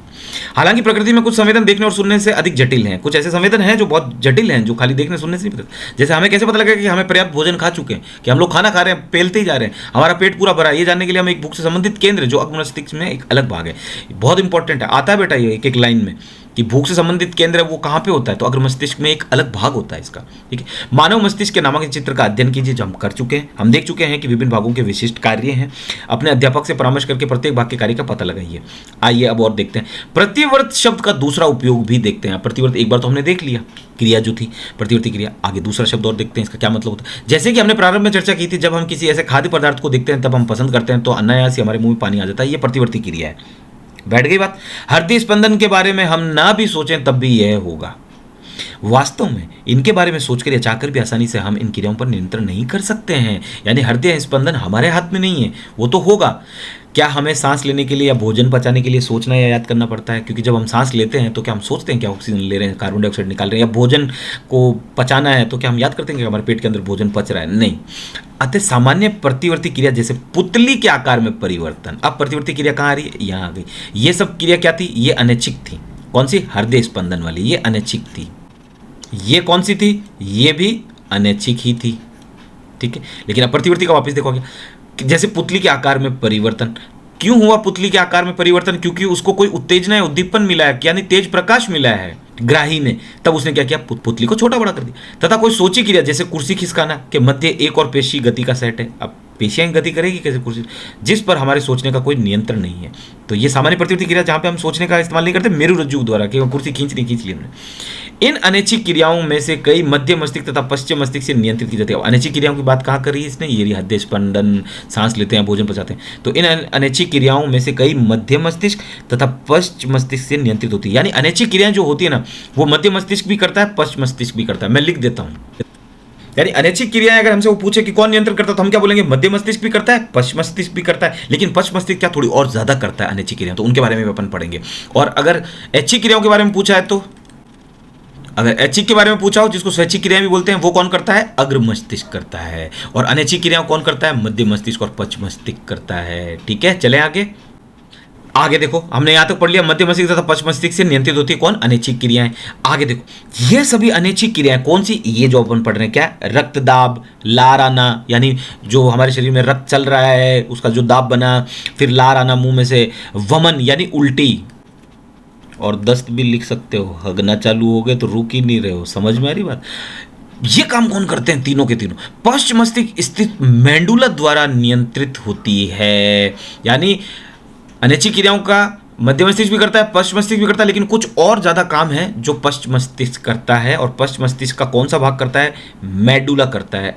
रक्तदाब, लार आना, उल्टी, दस्त, कहाँ है मेडुला, ये रहा मेडुला, मेडुला, मेडुला। यानी देखो आगे एक चीज कि मेडुला ही आगे जा रहा है और क्या बन रहा है, मेरुरज्जु बन रहा है। समझ में आई बात आपको, यानी इसका मतलब मेडुला काफी एक इंपॉर्टेंट चीज हो गई है। आगे देखते हैं, आप लोगों को समझ तो आ रहा है ना कि अपन क्या पढ़ रहे हैं क्या नहीं पढ़ रहे हैं, कि किसने अभी तीनों चीजें मिला के इकट्ठी कर दी। कह रहा है कि प्रतिवर्ती क्रिया जो हमने पढ़ी है ना, जैसे कि पुतली के आकार में परिवर्तन, ये क्यों हुआ, क्योंकि इसको कुछ क्या मिली, उत्तेजना मिली। फिर ये बोल रहा है कि कुर्सी खिसकाना, ये भी है ना सोची समझी क्रिया नहीं थी, ऐसे हो गई। और अनैच्छिक क्रियाओं के बारे में क्या बात कर रहा है कि जैसे हमारा हृदय स्पंदन हुआ, या हमारा भोजन जो पच रहा है, या जो हम सांस ले रहे हैं, ये अनैच्छिक क्रियाएं, ये किसके द्वारा होती है, मध्य मस्तिष्क द्वारा होती है। लेकिन पश्चिम मस्तिष्क थोड़ा और ज्यादा काम करता है, ये थोड़ा हीरो होता है। तो और क्या करता है, रक्तदाब, लार आना और वमन, उल्टी वगैरह, ये कौन करता है, ये पश्चिम मस्तिष्क करता है। लेकिन इसमें पश्चिम मस्तिष्क में भी कौन सा भाग है, जो मेडुला द्वारा नियंत्रित होती है। ठीक है ना, तो समझ में आ रहा है कि नहीं आ रहा है आपको, मेरे हिसाब से इजी है, ज़्यादा नहीं है। आगे देखो, कुछ क्रियाओं जैसे एक सीधी रेखा में चलना, साइकिल चलाना, एक पेंसिल उठाना पर विचार कीजिए। अब देखो, सीधी रेखा में चलना है या हमको साइकिल चलाना है, ये सब क्या सोची समझी क्रिया है। ये पश्चिम मस्तिष्क में स्थित भाग अनुमस्तिष्क द्वारा ही संभव है। पश्चिम मस्तिष्क में अनुमस्तिष्क कहाँ होता है, ये रहा पश्चिम मस्तिष्क में अनुमस्तिष्क, दिख रहा है आपको। ठीक है, तो ये गोला वाला जो हिस्सा ना, ऐसा वाला, ये करता है। अब जब हम क्या है ना, ये क्या काम कर रहा है कि हमें सीधा चलना है एक ही रेखा में या साइकिल चलानी। जब हम दारू पीते ना, तो ये मामला गड़बड़ हो जाता है, ये वाला गड़बड़, ये गड़बड़ हो जाता है कौन, अनुमस्तिष्क। और फिर हम क्या होता है, टेढ़े मेढ़े हो जाते हैं। समझ में आई बात आपको। तो आगे क्या लिखा है, पश्चिम मस्तिष्क में स्थित अनुमस्तिष्क द्वारा ही संभव है, जो ऐच्छिक क्रियाओं की परिशुद्धि तथा शरीर की संस्थिति तथा संतुलन के लिए उत्तरदायी है। अब देखो, ये लाइन फिर एक चक्कर में पड़ा दी, ऐच्छिक क्रियाएं कौन सी हो गई। हमने कहा कि ऐच्छिक क्रियाएं कौन करता है, अग्र मस्तिष्क करता है। ठीक है ना, लेकिन ऐच्छिक क्रियाएं सही हो रही है या नहीं हो रही है, आप सीधी लाइन में चल पा रहे हो या नहीं चल पा रहे हो। हमारा ये था सीधी लाइन में चलना हमको, तो ये या और हमारी जो थी कि हमें क्या था, सुनना, अग्र मस्तिष्क के अलग क्षेत्र होते, सूंघना, सुनना, या जो भी हमारे और काम थे, जो हमारे सोचे समझे काम थे कि मुझे घूमने जाना है। समझ में आया, ये मैंने सोचा है, तो ये काम कौन कर रहा है, अग्र मस्तिष्क कर रहा है। तो अग्र मस्तिष्क, अब हमें घूमने जाना है, तो ये ऐच्छिक क्रिया हो गई है। ठीक है, तो ये ऐच्छिक क्रिया सही हो रही है या नहीं हो रही है, ये काम भी कौन देखता है, अनुमस्तिष्क देखता है। और अनुमस्तिष्क भाग किसका है, पश्चिम मस्तिष्क का भाग है। और ऐच्छिक क्रियाएं किससे होती है, ये अग्र मस्तिष्क से होती हैं। समझ में आ रही है बात आपको, एक दूसरे से जुड़े हुए हो गए, मामला और टिपिकल होता जा रहा है अभी, लेकिन इजी लग रहा है, ऐसा कुछ नहीं कि हमें एक सीधी रेखा में चलना है, साइकिल चलानी है, पेंसिल उठाना है। ये पश्चिम मस्तिष्क में अनुमस्तिष्क द्वारा संभव है, जो ऐच्छिक क्रियाओं की परिशुद्धि द्वारा शरीर की संस्थिति संतुलन के लिए उत्तरदायी। कल्पना कीजिए कि यदि हम इनके बारे में नहीं सोच रहे हैं और ये सभी घटनाएं काम करना बंद कर दे, तो क्या होगा। नहीं, आगे देखते हैं। आगे देखो बेटा, बहुत ही अच्छा टॉपिक है। यह उत्तक रक्षित कैसे होते हैं। उत्तक मतलब मस्तिष्क या मेरु रज्जु की बात कर रहा है। मस्तिष्क की तरह कोमल अंग जो विविध क्रियाओं के लिए बहुत आवश्यक है कि सावधानी पूर्वक रक्षा भी होनी चाहिए। इसके लिए शरीर की अभिकल्पना इस प्रकार है कि मस्तिष्क एक हड्डियों के बॉक्स में अवस्थित होता है, जिसको कपाल बोलते हैं, खोपड़ी बोलते हैं। ठीक है, बॉक्स के अंदर तरल पूरित गुब्बारे में मस्तिष्क होता है। एक तरल पूरित होता है गुब्बारा, उसके अंदर मस्तिष्क होता है, और ऊपर क्या होता है, हड्डियों का बॉक्स होता है, जो प्रघात अवशोषक उपलब्ध कराता है, यानी शॉक एब्जॉर्ब करवाएगा, झटके को बर्दाश्त करना। ठीक है, कोई झटका लगा तो उसको बर्दाश्त कर लेता है। यदि आप अपने हाथ को कमर के मध्य के नीचे ले जाएं, अब किसकी बात कर रहा है? अब मेरू रज्जू की बात कर रहा है। मेरू रज्जू को इंग्लिश में स्पाइनल कॉर्ड बोलते हैं। यदि आप अपने हाथ को कमर के मध्य के नीचे ले जाएं, कमर की तरफ पीछे, ठीक है, तो आप एक कठोर उभार वाली संरचना का अनुभव करेंगे। यह कशेरुक दंड या रीढ़ की हड्डी है जो मेरू रज्जू की रक्षा करती है। यानी समझ में आ गया, रीढ़ की हड्डी को बैकबोन बोलते हैं और मेरू रज्जू को स्पाइनल कॉर्ड बोलते हैं। इन दोनों की रक्षा ऐसे होती है। दोनों में क्या होता है, इस पर हड्डियों का बॉक्स हो गया मस्तिष्क में और इसमें रीढ़ की हड्डी आ गई, तो अंदर जो मेरू रज्जू है वो रक्षित रहता है। आगे देखो, तो देखो बेटा, ऐसे समझो, बहुत सारी तंत्रिका कोशिका मिलकर क्या बनाती है? तंत्रिका उत्तक बनाती है। और बहुत सारे तंत्रिका उत्तक मिलकर क्या बनाते हैं? तंत्रिका तंत्र बनाते हैं। यानी कोशिका बहुत सारी मिलकर उत्तक और बहुत सारे उत्तक मिलकर तंत्र बनाते हैं। ये अपन छठे पाठ में पढ़ के आ चुके हैं, ठीक है ना। तो वही चीज़ है। तो कह रहा है तंत्रिका उत्तक कैसे क्रिया करता है। अब तक हम तंत्रिका उत्तक की चर्चा कर रहे थे। ये कैसे सूचना एकत्र करता है, इन्हें शरीर में भेजता है। सूचना मतलब विद्युत आवेग कैसे भेजेगा शरीर में, सूचनाओं को संसाधित करता है, सूचनाओं के आधार पर निर्णय लेता है और पेशियों तक क्रिया के लिए निर्णय को संवाहित करता है। यानी अब मस्तिष्क भी ये सारे काम कर रहा है। पहले हम क्या बोल रहे थे कि ये सारे काम मेरू रज्जू के द्वारा हो रहे थे, लेकिन अब मस्तिष्क के द्वारा भी पेशियां आगे पीछे हो जाती है। दूसरे शब्दों में, जब क्रिया या गति संपन्न होनी होती है, पेशी उत्तक अंतिम काम करेंगे। बिल्कुल, पेशियां ही तो अंतिम काम करती है, हमें मालूम है, क्योंकि पेशी या आगे होगी या पीछे होगी या अपना रूप बदल लेगी, आकार बदल लेगी, तभी हम अपना हाथ पीछे खिसका पाएंगे। जंतु पेशी कैसे गति करती है? जब तंत्रिका आवेग पेशी तक पहुंचता है। अब देखो, तंत्रिका आवेग पेशी तक पहुंच रहा है, यानी किसकी बात कर रहा है? यानी तंत्रिका आवेग अगर इसने बोला है ना कि पेशी तक पहुंचता है, तो वो कौन होता है? प्रेरक तंत्रिका कोशिका। कहां पढ़ा था अभी देखते हैं, आओ। ये देखो बेटा, प्रेरक तंत्रिका कोशिका दिख रही है और ये कहां पहुंच गई? पेशी तक। ये रही पेशी दिख रही है, तो यहां उसकी बात की उसने। जब तंत्रिका आवेग पेशी तक पहुंचता है तो पेशी को गति करनी चाहिए। बिल्कुल ठीक है। एक पेशी कोशिका कैसे गति करती है, तो उसका जवाब दे रखा है। कोशिकीय स्तर पर गति के लिए सबसे सरल धारणा है कि पेशी कोशिकाएं अपनी आकृति बदलकर गति करती। पेशी कोशिकाएं अपनी आकृति बदल लेती है, ठीक है। अतः आगामी प्रश्न है कि पेशी कोशिकाएं आकृति कैसे बदलती है। अब फिर एक सवाल हो रह गया कि ये भी आकृति कैसे बदलेगी, तो इसका उत्तर देखो, कोशिकीय अवयव के रसायन में निहित है। इसका उत्तर जो है वो कोशिका के अवयव के अंदर ही कहीं रसायन होता है, उसके अंदर है। पेशी कोशिकाओं में विशेष प्रकार की प्रोटीन होती है। यानी पेशी कोशिकाओं में क्या होता है? प्रोटीन होता है, जो उनकी आकृति तथा व्यवस्था दोनों को ही बदल देती है। आकृति भी बदल दी, व्यवस्था भी बदल दी। कोशिका में यह तंत्रिका विद्युत आवेग की अनुक्रिया के फलस्वरूप होता है। कोशिकाओं में ये कैसे होता है? विद्युत आवेग की अनुक्रिया की। क्या रेस्पॉन्स दिया विद्युत आवेग ने? जब यह घटना होती है तो इन प्रोटीन की नई व्यवस्था पेशी की नई आकृति देती है। तो पेशी को नई आकृति मिल गई। स्मरण कीजिए, जब हमने कक्षा 9 में पेशी उत्तक की चर्चा की तब भिन्न प्रकार की पेशियां, जैसे ऐच्छिक पेशियां या अनैच्छिक पेशियां थी। अब तक हमने जो चर्चा की उसके आधार पर आपके विचार में इनमें क्या अंतर हो सकते हैं। आओ देखो, बोर्ड 2022 में पूछा गया सवाल है कि तंत्रिका उत्तक किसके संगठित जाल का बना होता है, तो इसका उत्तर आ गया तंत्रिका कोशिका या न्यूरॉन भी बोल सकते हैं, ठीक है। तो अब आपको समझ में आ रहा है यहां तक। आगे करते हैं अपन प्रश्न आंसर। तो पहला प्रश्न कह रहा है प्रतिवर्ती क्रिया तथा टहलने के बीच क्या अंतर है। तो आ जाओ, पहला उत्तर करते हैं। प्रतिवर्ती क्रिया क्या होती है? यह स्वतः होती है, इसका नियंत्रण नहीं किया जा सकता, ठीक है। यह मस्तिष्क द्वारा नहीं होती। यह अनैच्छिक क्रिया है, इसकी तीव्रता को परिवर्तित नहीं किया जा सकता और यह मेरू रज्जु द्वारा होती है। चौथा अगर पॉइंट लिखना चाहो तो लिख देना मेरू रज्जु। टहलना क्या होता है? यह अनुमस्तिष्क द्वारा नियंत्रित होती है। यह स्वैच्छिक क्रिया है, इसकी तीव्रता को परिवर्तित किया जा सकता है कि भागना है कि नहीं भागना, दौड़ना है, चलना है, ठीक है। दूसरा देखो, दो तंत्रिका कोशिकाओं यानी न्यूरॉन, तंत्रिका कोशिकाओं को न्यूरॉन भी बोलते हैं, के मध्य अंतर्ग्रथन सिनेप्स में क्या होता है। तो दूसरा उत्तर देखो, यह विद्युत आवेगों को तंत्रिका कोशिका से अन्य कोशिकाओं जैसे कि पेशी कोशिकाओं या ग्रंथि तक ले जाता है। बस खत्म किया। तीसरा क्वेश्चन, मस्तिष्क का कौन सा भाग शरीर की स्थिति तथा संतुलन का अनुरक्षण करता है। देखो बहुत इंपॉर्टेंट क्वेश्चन है, आने के बहुत चांसेस रहते हैं ऐसे क्वेश्चन के कि मस्तिष्क का कौन सा भाग है। तो अनुमस्तिष्क भाग शरीर की स्थिति तथा संतुलन का अनुरक्षण करता है। चौथा क्वेश्चन, हम एक अगरबत्ती की गंध का कैसे पता लगाते हैं। तो हम कहते हैं कि हमारे अंदर ग्राही होती है अलग अलग टाइप की। तो जब गंध के लिए ग्राही की बात करेंगे तो घ्राण ग्राही आ जाएगी। आ जाओ देखते हैं। अगरबत्ती की गंध का पता नासिका में स्थित घ्राण ग्राही द्वारा लगाते हैं। हमारे नाक के भीतर तंत्रिकाओं के सिरों के उत्तेजन से उत्पन्न संदेश मस्तिष्क के अग्र मस्तिष्क भाग तक पहुंचता है, जो अगरबत्ती के गंध का ज्ञान कराता है। अब हमें जितने भी जवाब देने हैं वो मस्तिष्क से रिलेटेड देने हैं, मेरू रज्जु के हिसाब से नहीं देने, ठीक है। पांचवा देखो, प्रतिवर्ती क्रिया में मस्तिष्क की क्या भूमिका है। तो मैंने कहा था कि प्रतिवर्ती क्रिया में मस्तिष्क पे सिर्फ सूचना पहुंचती है, डिसीजन मेरू रज्जु ही लेता है, लेकिन एक सूचना जरूर पहुंचती है वहां पे। तो यहां क्या लिखा देखते हैं। सामान्य प्रतिवर्ती क्रिया मेरुरज्जु द्वारा नियंत्रित की जाती है, बहुत बढ़िया, बहुत अच्छी बात लिखी है। प्रतिवर्ती चाप मेरुरज्जु में बनते हैं, ये भी बहुत बढ़िया बात है। यद्यपि आगत सूचनाएं जो आगे भेजनी है मस्तिष्क में तक भी भेजी जाती है, ताकि मस्तिष्क इस घटना को रिकॉर्ड करता है और भविष्य में उपयोग के लिए याद रखता है। तो ये 5 क्वेश्चन हो गए, आपको फोटो खींचनी है। आगे चलते हैं, तो ये हमारे क्वेश्चन हो गए, आगे बढ़ते हैं। आगे देखो, पादपों में समन्वय।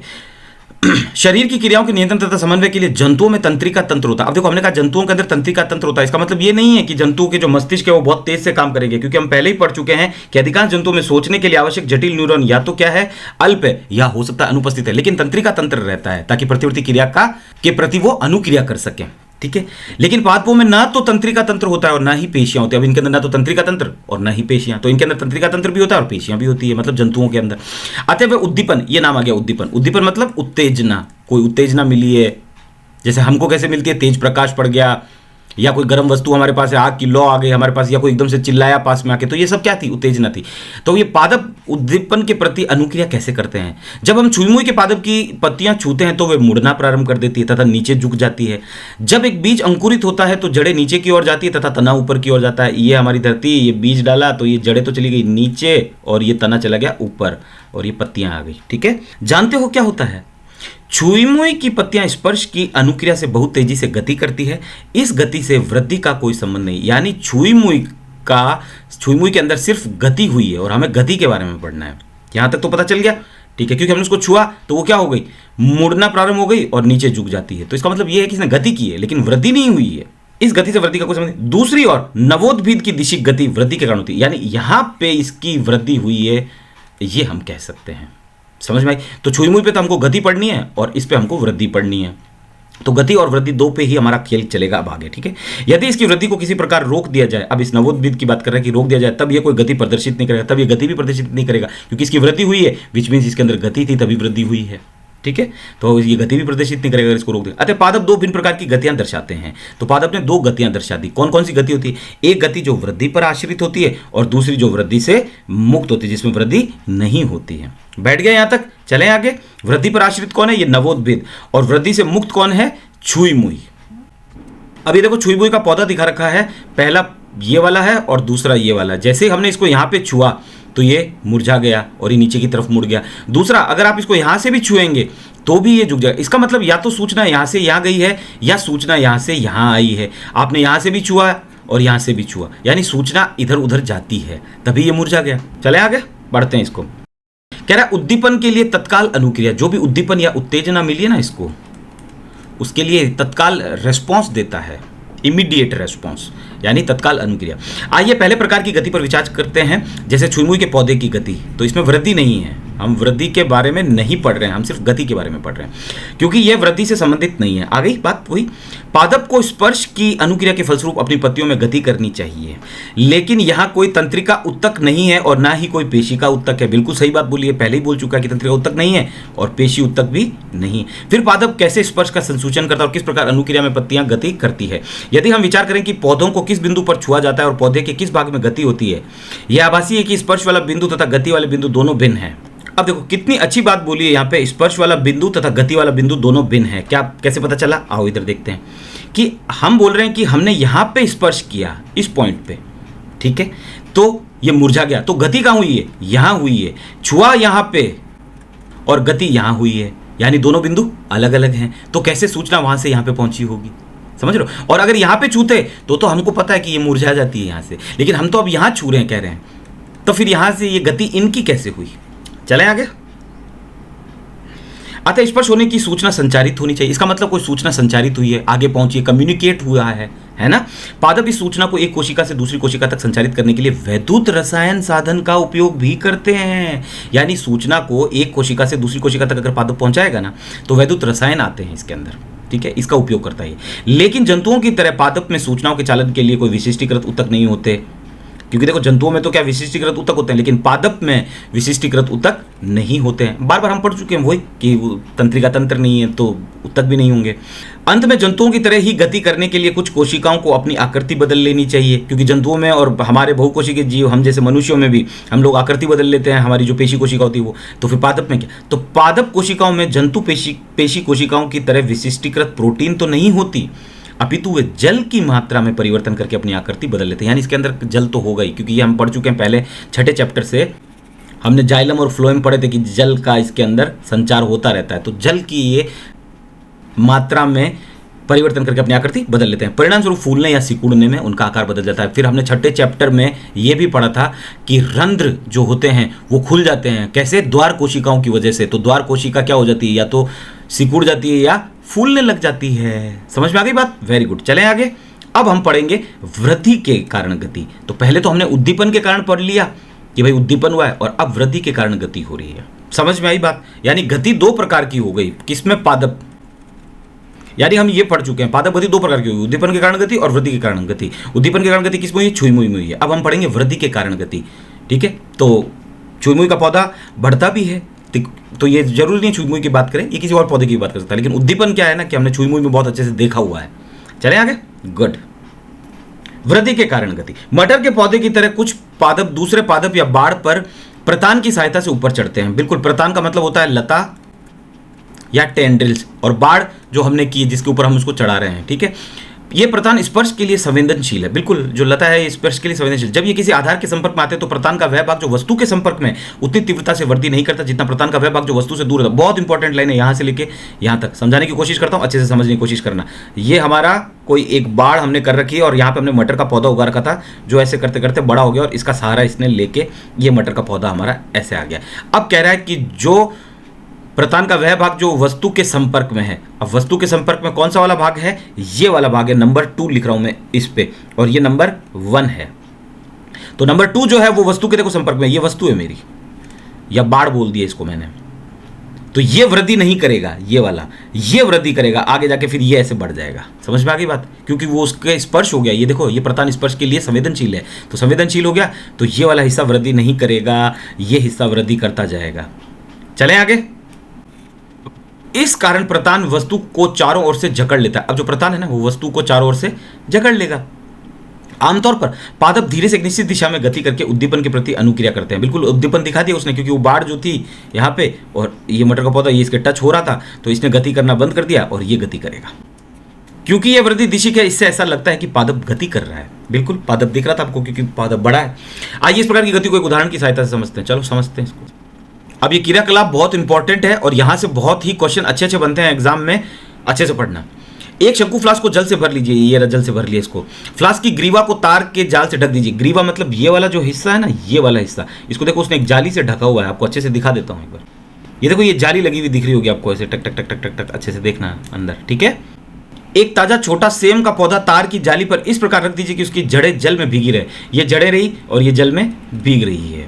एक और से खुला हुआ गत्ते का एक बॉक्स लीजिए। अब गत्ते का एक बॉक्स लेना जो एक तरफ से खुला हुआ, देखो यहाँ से ये बंद है, ऊपर से इधर से भी बंद है, हवा नहीं आने देगा, इधर से भी बंद है, हवा और रोशनी नहीं आने देगा, ऊपर से भी हवा रोशनी नहीं आएगा, यहाँ से खुला हुआ है ताकि खिड़की से रोशनी और हवा दोनों आ सके। एक और गत्ता खुले हुए गत्ते का बॉक्स ले लीजिए। ठीक है, फ्लास्क को बॉक्स में इस प्रकार रखिए कि बॉक्स की खुली साइड खिड़की की ओर जहां से प्रकाश आ रहा हो। बिल्कुल, हमने खोल दिया ये वाला रास्ता।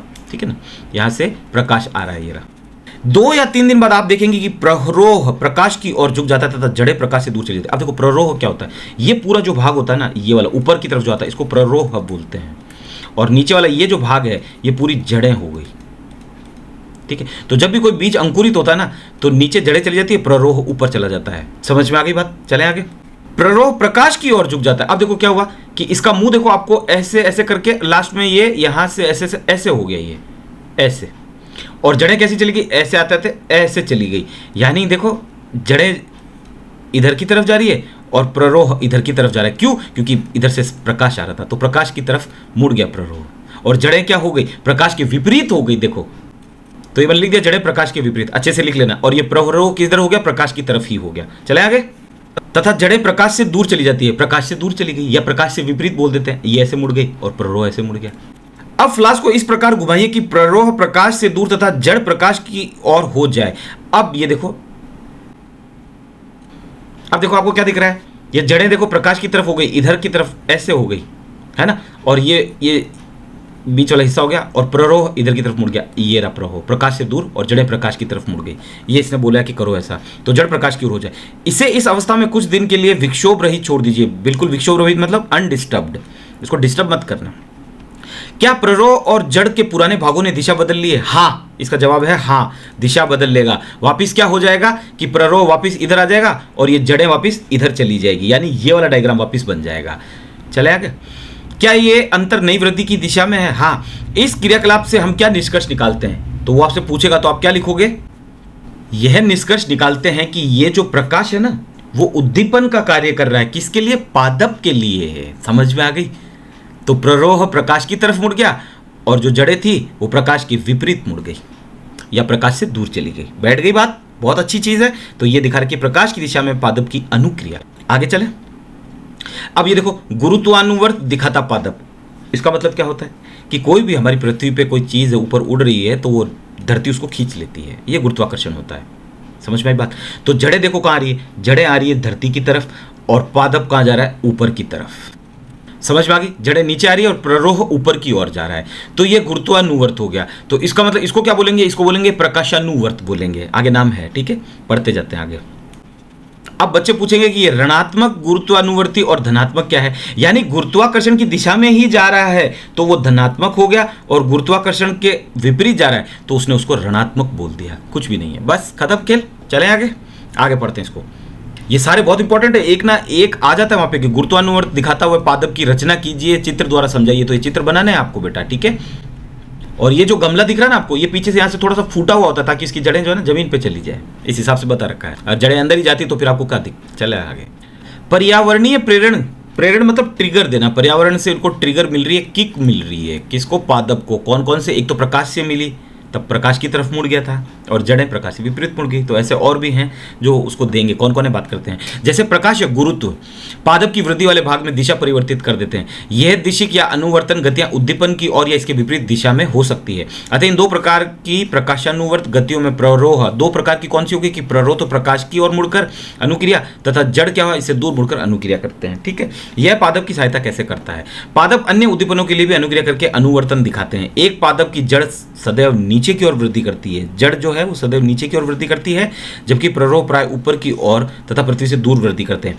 ये प्ररोह जो है ना, ये ऊपरीगामी जाता है और जड़ क्या होती है? अधोगामी जाता है। अगर ऐसी सिचुएशन कोई हो रही है तो उसको हम क्या बोलते हैं? गुरुत्वानुवर्तन बोलते हैं, जो हम पढ़ चुके हैं। वापिस ये डायग्राम देख लेते हैं, ये रहा, वो पूछेगा आपसे। तो दो हम पढ़ चुके हैं अभी तक, पहला प्रकाशानुवर्तन पढ़ चुके हैं और दूसरा गुरुत्वानुवर्तन पढ़ चुके हैं। आगे देखते हैं और कौन कौन से होते हैं। यदि जल का अर्थ पानी तथा रसायन का अर्थ रासायनिक पदार्थ हो तो जलानुवर्तन, तीसरा जलानुवर्तन पढ़ना होगा, और चौथा रसायनानुवर्तन, ये रहा, ये पढ़ना पड़ेगा हमको। का क्या अर्थ होगा? क्या हम इस प्रकार की दिशिक वर्ती गतियों के उदाहरण के बारे में विचार कर सकते हैं? रसायनानुवर्तन का एक उदाहरण पराग नलिका का बीजांड, बीजांड का संधि विच्छेद करके देखना, बीज प्लस गुड की और वृद्धि करना है, जिसके बारे में अधिक जानकारी जीवों में जनन प्रक्रम का अध्ययन करते समय प्राप्त करेंगे। यानी ये अलग चैप्टर में है, चैप्टर 8 जब पढ़ेंगे तो ये रसायनानुवर्तन अपन उसमें देख लेंगे, ठीक है। अभी अपन इसकी बात करेंगे जलानुवर्तन की, ये बहुत इंपॉर्टेंट है, आने के चांसेस रहते हैं।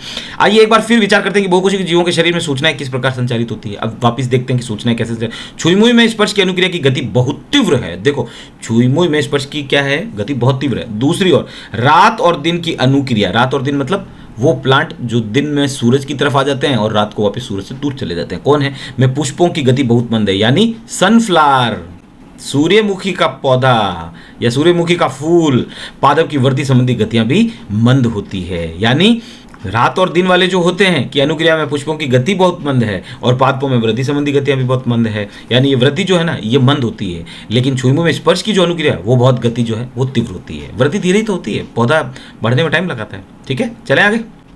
जंतु शरीर में भी वृद्धि के लिए सावधानीपूर्वक नियंत्रित दिशाएं हैं। हमारी भुजा और अंगुलियां यादृच्छिक न होकर एक निश्चित दिशा में वृद्धि करती है। अब देखो, हमारे हाथ की जो उंगलियां होती है ना वो ऐसे होती है, ऐसे नहीं होती, ऐसे नहीं होती कि एक अंगुली इधर से भी लंबी हो गई, इधर से भी लंबी हो गई। ये एक अंगुली की बात कर रहा हूं मैं, एक अंगुली ऐसे ही लंबी होती है, ठीक है। नियंत्रित गति मंद या तीव्र हो सकती है। जो नियंत्रित गति है ना वो मंद भी हो सकती है, तीव्र भी हो सकती है। यदि उद्दीपन के लिए तीव्र अनुक्रिया होती है तो सूचनाओं का स्थानांतरण भी बहुत तीव्र होना चाहिए। कि जब उद्दीपन के लिए हम गतियां बहुत तीव्र कर रहे हैं तो स्थानांतरण भी तीव्र होना चाहिए सूचनाओं का, यानी सूचना इधर से उधर एकदम से फेंकी जानी चाहिए।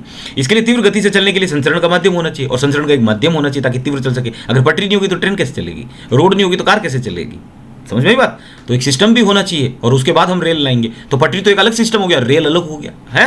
Very good. इसके लिए विद्युत आवेग एक उत्तम साधन है, यानी विद्युत आवेग जो है ना वो एक बहुत अच्छी चीज़ है जो हम अभी तक पढ़ के हैं कि सूचना को हम क्या बोलते हैं, विद्युत आवेग। लेकिन अब देखना यहाँ पे इसकी कमियां बता रहा है अभी। लेकिन विद्युत आवेग के उपयोग के लिए सीमाएं हैं, इसकी एक सीमा है। सर्वप्रथम वे केवल उन्हीं कोशिकाओं तक पहुंचेगी जो तंत्रिका ऊतक से जुड़ी हुई है, यानी विद्युत आवेग वहीं जाता है जो तंत्रिका ऊतक से जुड़ी हुई होती है या तंत्रिका कोशिकाओं से जुड़ी हुई होती है, ठीक है ना, क्योंकि बहुत सारी तंत्रिका कोशिका मिलकर तंत्रिका ऊतक बना देती है। चले आगे, जंतु शरीर की प्रत्येक कोशिका तक नहीं, क्योंकि प्रत्येक कोशिका तक नहीं पहुंच पाएगी, क्योंकि वहां तक तंत्रिका ऊतक नहीं पहुंच पाता। दूसरे, एक बार एक कोशिका में विद्युत आवेग जनित होता है तथा संचारित होता है तो पुनः नया आवेग जनित करने तथा संचारित करने के लिए कोशिका फिर से अपनी कार्यविधि को सुचारू करने के लिए कुछ समय लेगी। यानी देखो, कोई गाड़ी स्टार्ट हुई है और फिर वो ऑफ हुई है तो वापस उसको ऑन होने में टाइम लगेगा। ये टाइम लग गया कि एक बार ऑन से ऑफ हो गई, लेकिन अब वापस ऑफ से ऑन करना है तो इसको थोड़ा टाइम लगेगा, ठीक है ना, रीसेट होने में। समझ में आ गई बात। तो ये चीज़ें लिखी है कि एक बार कोशिका में विद्युत आवेग जनित होता है तथा संचारित होता है, वो जनित हो गया और वो आगे फेंका गया तो पुनः नया आवेग जनित, अब नया आवेग बनाना हमको, तो उसके लिए संचारित करने के लिए कोशिका फिर से अपनी कार्यविधि को सुचारू करने के लिए कुछ समय लेगी। समझ में आई बात। तो दूसरे शब्दों में कोशिकाएं सतत विद्युत आवेग न जनित और न ही संचारित कर सकती है। इसका मतलब विद्युत आवेग सतत नहीं होते। वो आपसे पूछ सकता है, एक नंबर के क्वेश्चन बहुत इंपॉर्टेंट है, यहां से लगा लेना कि विद्युत आवेग जो होते हैं ये सतत नहीं होते, यानी लगातार नहीं होते। इसमें कोई आश्चर्य नहीं है कि अधिकांश बहुकोशिकीय जीव कोशिकाओं के मध्य संचार के लिए अन्य साधनों का उपयोग करते हैं। हम पहले ही रासायनिक संचरण का संदर्भ दे चुके हैं। अभी हमने कहा था कि पौधे कैसे करते हैं, वैद्युत रसायन करते हैं। कहाँ पढ़ा था अभी बताता हूँ। ये देख वैद्युत रसायन साधन का उपयोग भी करते हैं। कौन? पादप। पढ़ा था वृद्धि के कारण गति से थोड़ा सा पहले। कहाँ पे? यहाँ पे जहाँ पे चित्र था। चले आगे। तो हमने ये कह दिया कि पौधे वैद्युत रसायन का उपयोग करते हैं। तो अब ये रासायनिक संचरण बहुत इंपॉर्टेंट है। इसमें हम किस चीज़ को पढ़ेंगे सबसे ज़्यादा, वो है हार्मोन को, ठीक है। तो पौधों के अंदर हमने देख लिया कि वैद्युत रसायन रहता है और इसका मतलब विद्युत आवेग अब हमारे लिए उतना काम का नहीं रहा। तो आओ, यदि एक विद्युत आवेग जनित करने के अलावा उद्दीपित कोशिकाएं एक रासायनिक यौगिक निर्मोचित करना प्रारंभ कर दे, यानी एक रासायनिक यौगिक भी बना दे, यानी हार्मोन बना दे और उसको निकाल दे, उत्सर्जित कर दे हमारे शरीर में, तो यह यौगिक आसपास की सभी कोशिकाओं में विस्तृत हो जाएगा। विस्तृत हम पढ़ चुके हैं, पहले आपको बता चुका हूं कि जैसे हमारे पास में ये बर्तन है और हमने यहाँ पे शक्कर डाली और ये शक्कर सब जगह फैल गई, यानी विस्तृत हो गई ये शक्कर। अब आप यहाँ से उठा लो तो आपको मीठा लगेगा, पानी यहाँ से उठा लो तो मीठा लगेगा, क्योंकि हमने चीनी डाली और ये चीनी ये थी, तो ये विस्तृत हो जाएगा। विस्तृत हम छठे चैप्टर से बहुत अच्छे से पढ़ चुके हैं। यदि आसपास की अन्य कोशिकाओं के पास इस यौगिक को संसूचित करने के साधन हो तो उनकी सतह पर विशेष अणुओं का उपयोग करके वे सूचनाओं का अभिज्ञान करने योग्य तथा इन्हें संचारित भी करेंगे और आगे इनको संचारित भी कर देंगे और अभिज्ञान भी हो जाएगा। पहले वो पहचान लेंगे उनको। हालांकि ये प्रक्रम बहुत धीमा होगा, लेकिन यह तंत्रिका संबंधन के बिना भी शरीर की सभी कोशिकाओं तक पहुंचेगा। यानी तंत्रिका संबंधन नहीं है तो भी पहुंच जाएगा। तो तंत्रिका संबंधन किस में नहीं होता? पादपों में नहीं होता। तो पादपों में इसके मतलब हार्मोन होते हैं। समझ में आई बात। तथा इसे अपरिवर्तित तथा स्थायी बनाया जा सकता है। बहुकोशिकीय जंतुओं द्वारा नियंत्रण समझने के लिए प्रयुक्त ये हार्मोन हमारी आशा के अनुरूप विविधता दर्शाते हैं। विविध पादप हार्मोन वृद्धि, विकास तथा पर्यावरण के प्रति अनुक्रिया के समन्वय में सहायता करते हैं। यानी वृद्धि में भी सहायता करते हैं हार्मोन, विकास में भी सहायता करते हैं। ये नाम आ गया हार्मोन का। इनके संश्लेषण का स्थान इनके क्रिया क्षेत्र से दूर होता है और साधारण विसरण द्वारा वे क्रिया क्षेत्र तक पहुंच जाते हैं। बहुत इंपॉर्टेंट लाइन है, पूछेगा आपसे। इसका मतलब समझा देता हूँ कि देखो, इनके संश्लेषण का स्थान, जैसे ये मान लो पादप है और ये इसकी जड़ें हैं, समझ में आ गया? पादप, तो इसका संश्लेषण का स्थान इनके क्रिया क्षेत्र से दूर होता है। तो इनका क्रिया क्षेत्र कहाँ? इसको क्रिया कहाँ करनी है? मान लेते हैं इसको, इसका खुद का क्षेत्र हार्मोन यहाँ पे बैठा हुआ है। अब इसको क्रिया करनी है, यहाँ पे भी करनी है लाल वाले हिस्से पे, और इसको यहाँ ब्लू वाले हिस्से पे भी क्रिया करनी है, ठीक है ना, इस चीज़ को। तो ये कैसे करेगा? तो ये क्या बोल रहे हैं? साधारण विसरण द्वारा, वही विसरण द्वारा यहाँ से यहाँ पहुँच जाएगा और यहाँ से यहाँ भी पहुँच जाएगा, यहाँ से यहाँ भी पहुँच जाएगा। तो इनका क्या बोल रहा है? इनका क्रिया क्षेत्र से दूर होता है संश्लेषण का स्थान। ये बनते तो यहाँ है, लेकिन इनका क्रिया क्षेत्र कहाँ पहुँच गया? यहाँ भी पहुँच गया, ये यहाँ भी पहुँच गई, ये यहाँ भी पहुँच गई, ये यहाँ भी पहुँच गई, ये यहाँ भी, ये यहाँ भी, ये यहाँ भी, यानी पादप पे सब जगह पहुँच गए। तो इनका स्थान कहीं और होता है और क्रिया क्षेत्र कहीं और होता है। बैठ गया। आइए हम एक उदाहरण लेते हैं जो हम पहले कर चुके हैं।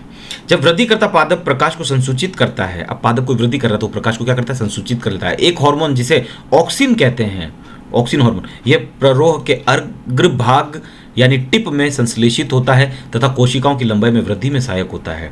तो ये रही हमारी जड़ें, ये धरती और ये हमारा कोई पौधा, इसके अग्रभाग यहाँ पे ये ये प्ररोह के अग्रभाग, ये पूरा प्ररोह हो गया और उसका अग्रभाग कौन हो गया, टिप कौन हो गई, ये हो गई। और ये नीचे कौन सी हो गई, जड़ें हो गई। ये प्ररोह हो गया पूरे, और इसके टिप पे यानी यहाँ पे संश्लेषित होता है तथा कोशिकाओं की लंबाई में वृद्धि में सहायक होता है। बैठ गई बात आपको, यहां से ये सब जगह फैलता जाएगा। जब पादप पर एक ओर से प्रकाश आ रहा है तब ऑक्सीजन विसरित होकर प्ररोह के छाया वाले भाग में आ जाता है। अब देखो मान लो यहाँ से सन, ये हमारा सूरज है और यहाँ से ये सूरज की किरणें यहाँ पे पड़ी है, तो प्रकाश वाला भाग तो ये हो गया, और छाया वाला भाग कौन सा कहलाएगा, ये वाला भाग छाया वाला भाग कहलाएगा, लाल वाला जो मैं दिखा रहा हूँ। ठीक है, तो यहाँ पे क्या होता है, तब ऑक्सीजन नहीं है, ऑक्सीजन है, विसरित होकर प्ररोह के छाया वाले भाग में आ जाता है। तो यहाँ पे ये आ गया ऑक्सीजन हार्मोन, और ऑक्सीजन क्या करता है, एक हार्मोन जिसे ये वृद्धि करवाता है। ये देखो वृद्धि में ऑक्सीजन काम आता है और लंबाई में वृद्धि में सहायक होता है, तो ये वाला भाग बढ़ने लग जाएगा। तो हमने कहा था ना कि पादप प्रकाश की ओर मुड़ता हुआ दिखाई देता है। वो क्यों दिखाई देता है कि यहाँ पे ये हार्मोन था और यहाँ पे क्या प्रकाश आ रहा था, तो छाया वाला भाग ये था, तो छाया वाला भाग क्या वृद्धि कर लेगा, तो इस पे भार आ जाएगा, तो ये मुड़ता हुआ दिखाई देता भार की वजह से। और अगर सूरज इधर होता और इधर ये हार्मोन होता तो छाया वाला भाग फिर ये वाला हो जाता, तो यहाँ से ये ऐसे होता तो ये मुड़ता हुआ दिखाई देता। क्यों, क्योंकि इधर भार आ जाता तो ये इधर की तरफ झुक जाता। तो यहाँ हमें ऐसा लगता है कि ये पादप प्रकाश की ओर मुड़ रहा है, एक्चुअली मुड़ नहीं रहा, क्योंकि इस पादप की गति इधर की तरफ हो रही है, तो ये हमें मुड़ता हुआ दिखाई दे रहा है क्योंकि इधर भार आ गया। समझ में आ गई बात, और कुछ भी नहीं है। तो यही लिखा है कि विसरित होकर प्ररोह के छाया वाले भाग में आ जाता कौन, ऑक्सीजन विसरित हो जाता है। और विसरण का मतलब मैं बार बार बता चुका हूं कि उच्च सांद्रता से निम्न सांद्रता की ओर गति करना। प्ररोह की प्रकाश से दूर वाली साइड में ऑक्सीजन का सांद्रण कोशिकाओं की लंबाई में वृद्धि के लिए उद्दीपित करता है। अब ये क्या बोल रहा है वापस से देखो, ये हमारा वापस प्ररोह बन गया, ये जड़ें बन गई, और ये हमारा सूरज है, यहाँ से ही आ रहा है। तो प्ररोह की प्रकाश से दूर वाली साइड, प्रकाश से दूर वाली साइड कौन सी हो गई, ये वाली हो गई, और ये कौन सी साइड हो गई, ये प्रकाश वाली साइड हो गई। ठीक है ना, मैं ऑक्सीजन का सांद्रण कोशिका की लंबाई में वृद्धि के उद्दीपित करता है, इसकी वृद्धि उद्दीपित हो जाएगी, तो ये हमें ऐसे झुकता हुआ दिखाई देगा, क्योंकि अब ये इस साइड से हो रहा है तो ये भारी हो गया, तो ये झुकता हुआ दिखाई देता है। ठीक है ना, और हमें ऐसा लग रहा था कि ये प्रकाश की ओर मुड़ रहा है, एक्चुअली मुड़ नहीं रहा था, वो ऑक्सीजन हार्मोन इधर आ गया था, उधर से इधर की तरफ आ गया ऑक्सीजन हार्मोन। ठीक है, अतः पादप प्रकाश की ओर मुड़ता हुआ दिखाई देता है। पादप हार्मोन का दूसरा उदाहरण जिबेरेलिन है, जो ऑक्सीजन की तरह तने की वृद्धि में सहायक होते हैं। ठीक है, ये तने की वृद्धि करता है, और ऑक्सीजन क्या कर रहा था, कोशिकाओं की लंबाई में, एक तने की लंबाई और एक कोशिका की लंबाई में वृद्धि, अलग अलग चीजें। ठीक है ना, तो एक तो कोशिका की लंबाई में वृद्धि हो रही थी, एक तने की वृद्धि में सहायक। अगला देखो, पहला हमारा ये आ गया कौन सा, ऑक्सीजन, दूसरा आ गया हमारा जिबेरेलिन, तीसरा आ गया हमारा ये साइटोकाइनिन। कोशिका विभाजन को प्रेरित करता है, और इसलिए यह उन क्षेत्रों में जहां कोशिका विभाजन तीव्र होता है, विशेष रूप से फलों और बीजों में अधिक सांद्रता में पाया जाता है, साइटोकाइनिन। ठीक है, ये उन पादप हार्मोन के उदाहरण हैं जो वृद्धि में सहायता करते हैं। ये तीनों ही वृद्धि में सहायता करते हैं। ठीक है, लेकिन पादप की वृद्धि संदमन के लिए भी संकेतों की आवश्यकता है। संदमन का मतलब होता है रोकना, यानी वृद्धि रोकने के लिए भी संकेतों की आवश्यकता है। एब्सिसिक अम्ल वृद्धि का संदमन करने वाले हार्मोन का एक उदाहरण है, यानी चौथा हमारे पास में एब्सिसिक अम्ल आ गया, ये वृद्धि को रोकता है का एक उदाहरण है। पत्तियों का मुरझाना इसके प्रभाव में सम्मिलित है। अगर पूछा जाए आपसे 1 नंबर के क्वेश्चन में कि पत्तियों को मुरझाना किसके प्रभाव में आता है, तो आप क्या लिखोगे, एब्सिसिक अम्ल के अंतर्गत में आता है। ठीक है, चले आगे। तो ये हार्मोन की पढ़ाई अब हम कर रहे हैं। आगे देखो क्वेश्चन आंसर, पादप हार्मोन क्या है करते हैं। तो ये रहा बेटा उत्तर पहला, पौधों में उत्पन्न विशेष प्रकार के रासायनिक पदार्थ जो पौधों की वृद्धि, विकास एवं अनुक्रियाओं का नियमन करते हैं, पादप हार्मोन कहलाते हैं। परिभाषा है, इन्हें वृद्धि नियामक भी कहते हैं क्योंकि वृद्धि करने में काम आते हैं। पादपों में मुख्य हार्मोन पाए जाते हैं ऑक्सीजन, जिबेरेलिन, साइटोकाइनिन तथा एब्सिसिक अम्ल। इन्हीं की बात की हुई है, और भी होते हैं लेकिन आपकी किताब में नहीं है, जो फालतू लिखने का मेरा काम ही नहीं। ठीक है, दूसरा क्वेश्चन देखो, छुईमुई पादप की पत्तियों की गति प्रकाश की और प्ररोह की गति से किस प्रकार भिन्न है। यानी छुईमुई में पादप की गति जो हुई है और प्रकाश की प्ररोह की जो गति हुई है, ये आपस में कैसे भिन्न है। आप देखो ऐसे करना, डब्बा बना के अच्छे से, तब नंबर पूरे मिलते हैं। छुईमुई पादप की पत्तियों की गति और प्ररोह की गति प्रकाश की ओर, इनमें बताना। तो स्पर्श करने पर छुईमुई पादप की पत्तियों में गति होती है, प्ररोह में गति प्रकाश के उद्दीपन से होती है। ठीक है, क्योंकि प्रकाश से उत्तेजना मिली, उद्दीपन मिले, स्टिमुलस। यह वृद्धि से मुक्त है, यह वृद्धि पर आश्रित है, क्योंकि प्ररोह क्या करता है, बढ़ता है, और ये क्या है, हमने क्या बोला कि ये सिर्फ गति करता है, वृद्धि से मुक्त है। लेकिन ठीक है ना, वृद्धि नहीं हुई, इसमें गति हुई है लेकिन वृद्धि नहीं हुई। तेजी से घटित होती है, धीरे घटित होती है। पत्तियां छूते हैं तो वो मुड़ना प्रारंभ कर देती है तथा नीचे झुक जाती है। प्ररोह की प्रकाश से दूर वाली साइड में ऑक्सीजन का सांद्रण कोशिकाओं की लंबाई में वृद्धि के लिए उद्दीपित करता है, अतः पादप प्रकाश की ओर मुड़ता हुआ दिखाई देता है। बिल्कुल बहुत अच्छी लाइन हम पढ़ लिए, ये वापस समझना ना हो तो। ये प्रकाश पड़ रहा है तो छाया वाला भाग कौन सा हो गया, ये वाला छाया वाला भाग हो गया, तो ये बढ़ता हुआ दिखाई देगा। तो हमको ऐसा लगेगा कि ये इधर की तरफ जाए, और अगर ये बढ़ता तो ये पौधा इधर मुड़ जाता, लेकिन ऐसा होता नहीं है। क्यों? क्योंकि ऑक्सीजन हार्मोन फिर इधर की तरफ वृद्धि के लिए टिडिंग टिडिंग टिडिंग, समझ में आ गई ना बात। पांचवें, पत्तियों के आकार में कोई परिवर्तन नहीं होता है जबकि प्ररोह में वृद्धि होती है। चले आगे।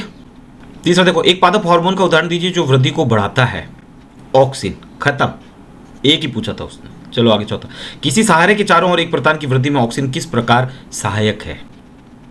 प्रतान यानी लता स्पर्श के प्रति संवेदनशील है। जब ये किसी आधार के संपर्क में आते हैं तो इसमें स्थित ऑक्सीजन स्पर्श के दूसरी ओर विस्तृत हो जाता है। प्रतान का वह भाग जो वस्तु के संपर्क में तीव्रता से वृद्धि नहीं करता है, यानी ये वाली चीज, ये हमारा डंडा हो गया और ये हमारा वो पादप बढ़ रहा है और ये हमारी बाढ़ हो गई या वस्तु कह दो, ठीक है ना। अभी हमारा पौधा ऐसे बढ़ता गया तो हम कह रहे हैं कि यहाँ से ये टच हो गया तो ये क्या है, स्पर्श के प्रति संवेदनशील है, तो अब ये नहीं बढ़ेगा, अब ये वाला बढ़ेगा ऐसे, ठीक है ना। तो एक्चुअली ये क्यों बढ़ा, क्योंकि ऑक्सीजन हार्मोन उस साइड में आ जाता है जिधर ये संवेदनशील नहीं हो, ये टच नहीं होना चाहिए। टच हो गया तो ऑक्सीजन हार्मोन इधर की तरफ नहीं, इधर की तरफ फेंका जाएगा फिर, तो ये बढ़ता हुआ दिखाई देगा। तो प्रतान का वह भाग जो वस्तु के संपर्क में इतनी तीव्रता से वृद्धि नहीं करता जितना प्रतान का वह भाग जो वस्तु से दूर है, इस कारण प्रतान वस्तु के चारों ओर से जकड़ लेता है। तो ये वाला जो हिस्सा होगा ना, ये जकड़ लेगा इसको और ये बढ़ता जाएगा। आगे आ जाओ।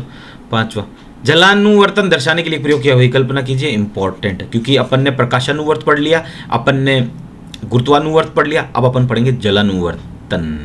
तो जलानुवर्तन दिखाने के लिए थ्योरी लिख देना, चित्र मैं बना रहा हूं, बहुत इंपॉर्टेंट है, आप लोग भी बनाओ मेरे साथ साथ, ठीक है ना। क्योंकि उसने अपन को बोला है कि एक प्रयोग कीजिए जलानुवर्तन दर्शाने के लिए, तो हम लोग बोल रहे हैं कि ये लो जी।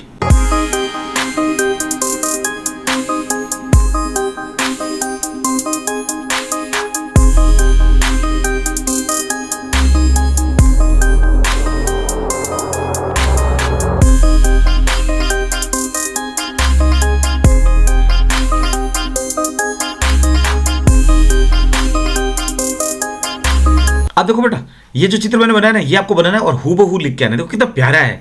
एक छिद्र वाला गमला पोरस पॉट लेते हैं, याद रखना छिद्र वाला, तो ये मैंने छिद्र यहाँ पे बना रखा है। गमले को पानी से भर देते हैं, पानी भर दिया, आज ब्लू है पानी पानी, दिन है सानी, ठीक है ना, ब्लू पानी है तो ब्लू कलर से दिखा दिया। अब एक बड़ा बर्तन लेते हैं, ये बड़ा बर्तन ले लिया पूरा, ये जो दिख रहा है आपको, ठीक है ना। इसके अंदर मृदा और गमले को रख देते हैं, तो मृदा भी, मिट्टी भी डाल दी हमने, ये भूरे कलर में ये मिट्टी दिख रही होगी आपको, और ये गमला भी रख दिया। गमले से कुछ दूरी पर बीज बो देते हैं, तो हमने यहाँ पे ये बीज लगा दिया इधर, ठीक है ना। हम देखते हैं कि गमले के छिद्र द्वारा धीरे धीरे पानी मृदा में जाता है। बिल्कुल यहाँ से देखो पानी ब्लू है, नीचे जा रहा है, जिससे बीज अंकुरित होने लगता है। क्योंकि मृदा क्या रहती है, गीली रहती है, तो बीज क्या होगा, अब अंकुरित होगा, मृदा में है। अंकुरित होते हुए बीज की जड़ जल स्रोत की तरफ वृद्धि करती है। जब भी देखो कोई भी, चाहे जलानुवर्तन हो, गुरुत्वानुवर्तन हो या प्रकाशानुवर्तन हो, तो जो चीज जैसी है वहां पे बस वैसा दिखा दो। एक को किसी दूसरी दिशा में मोड़ दो, दूसरा उसके विपरीत मोड़ दो। समझ में आ गई बात, खत्म खेल।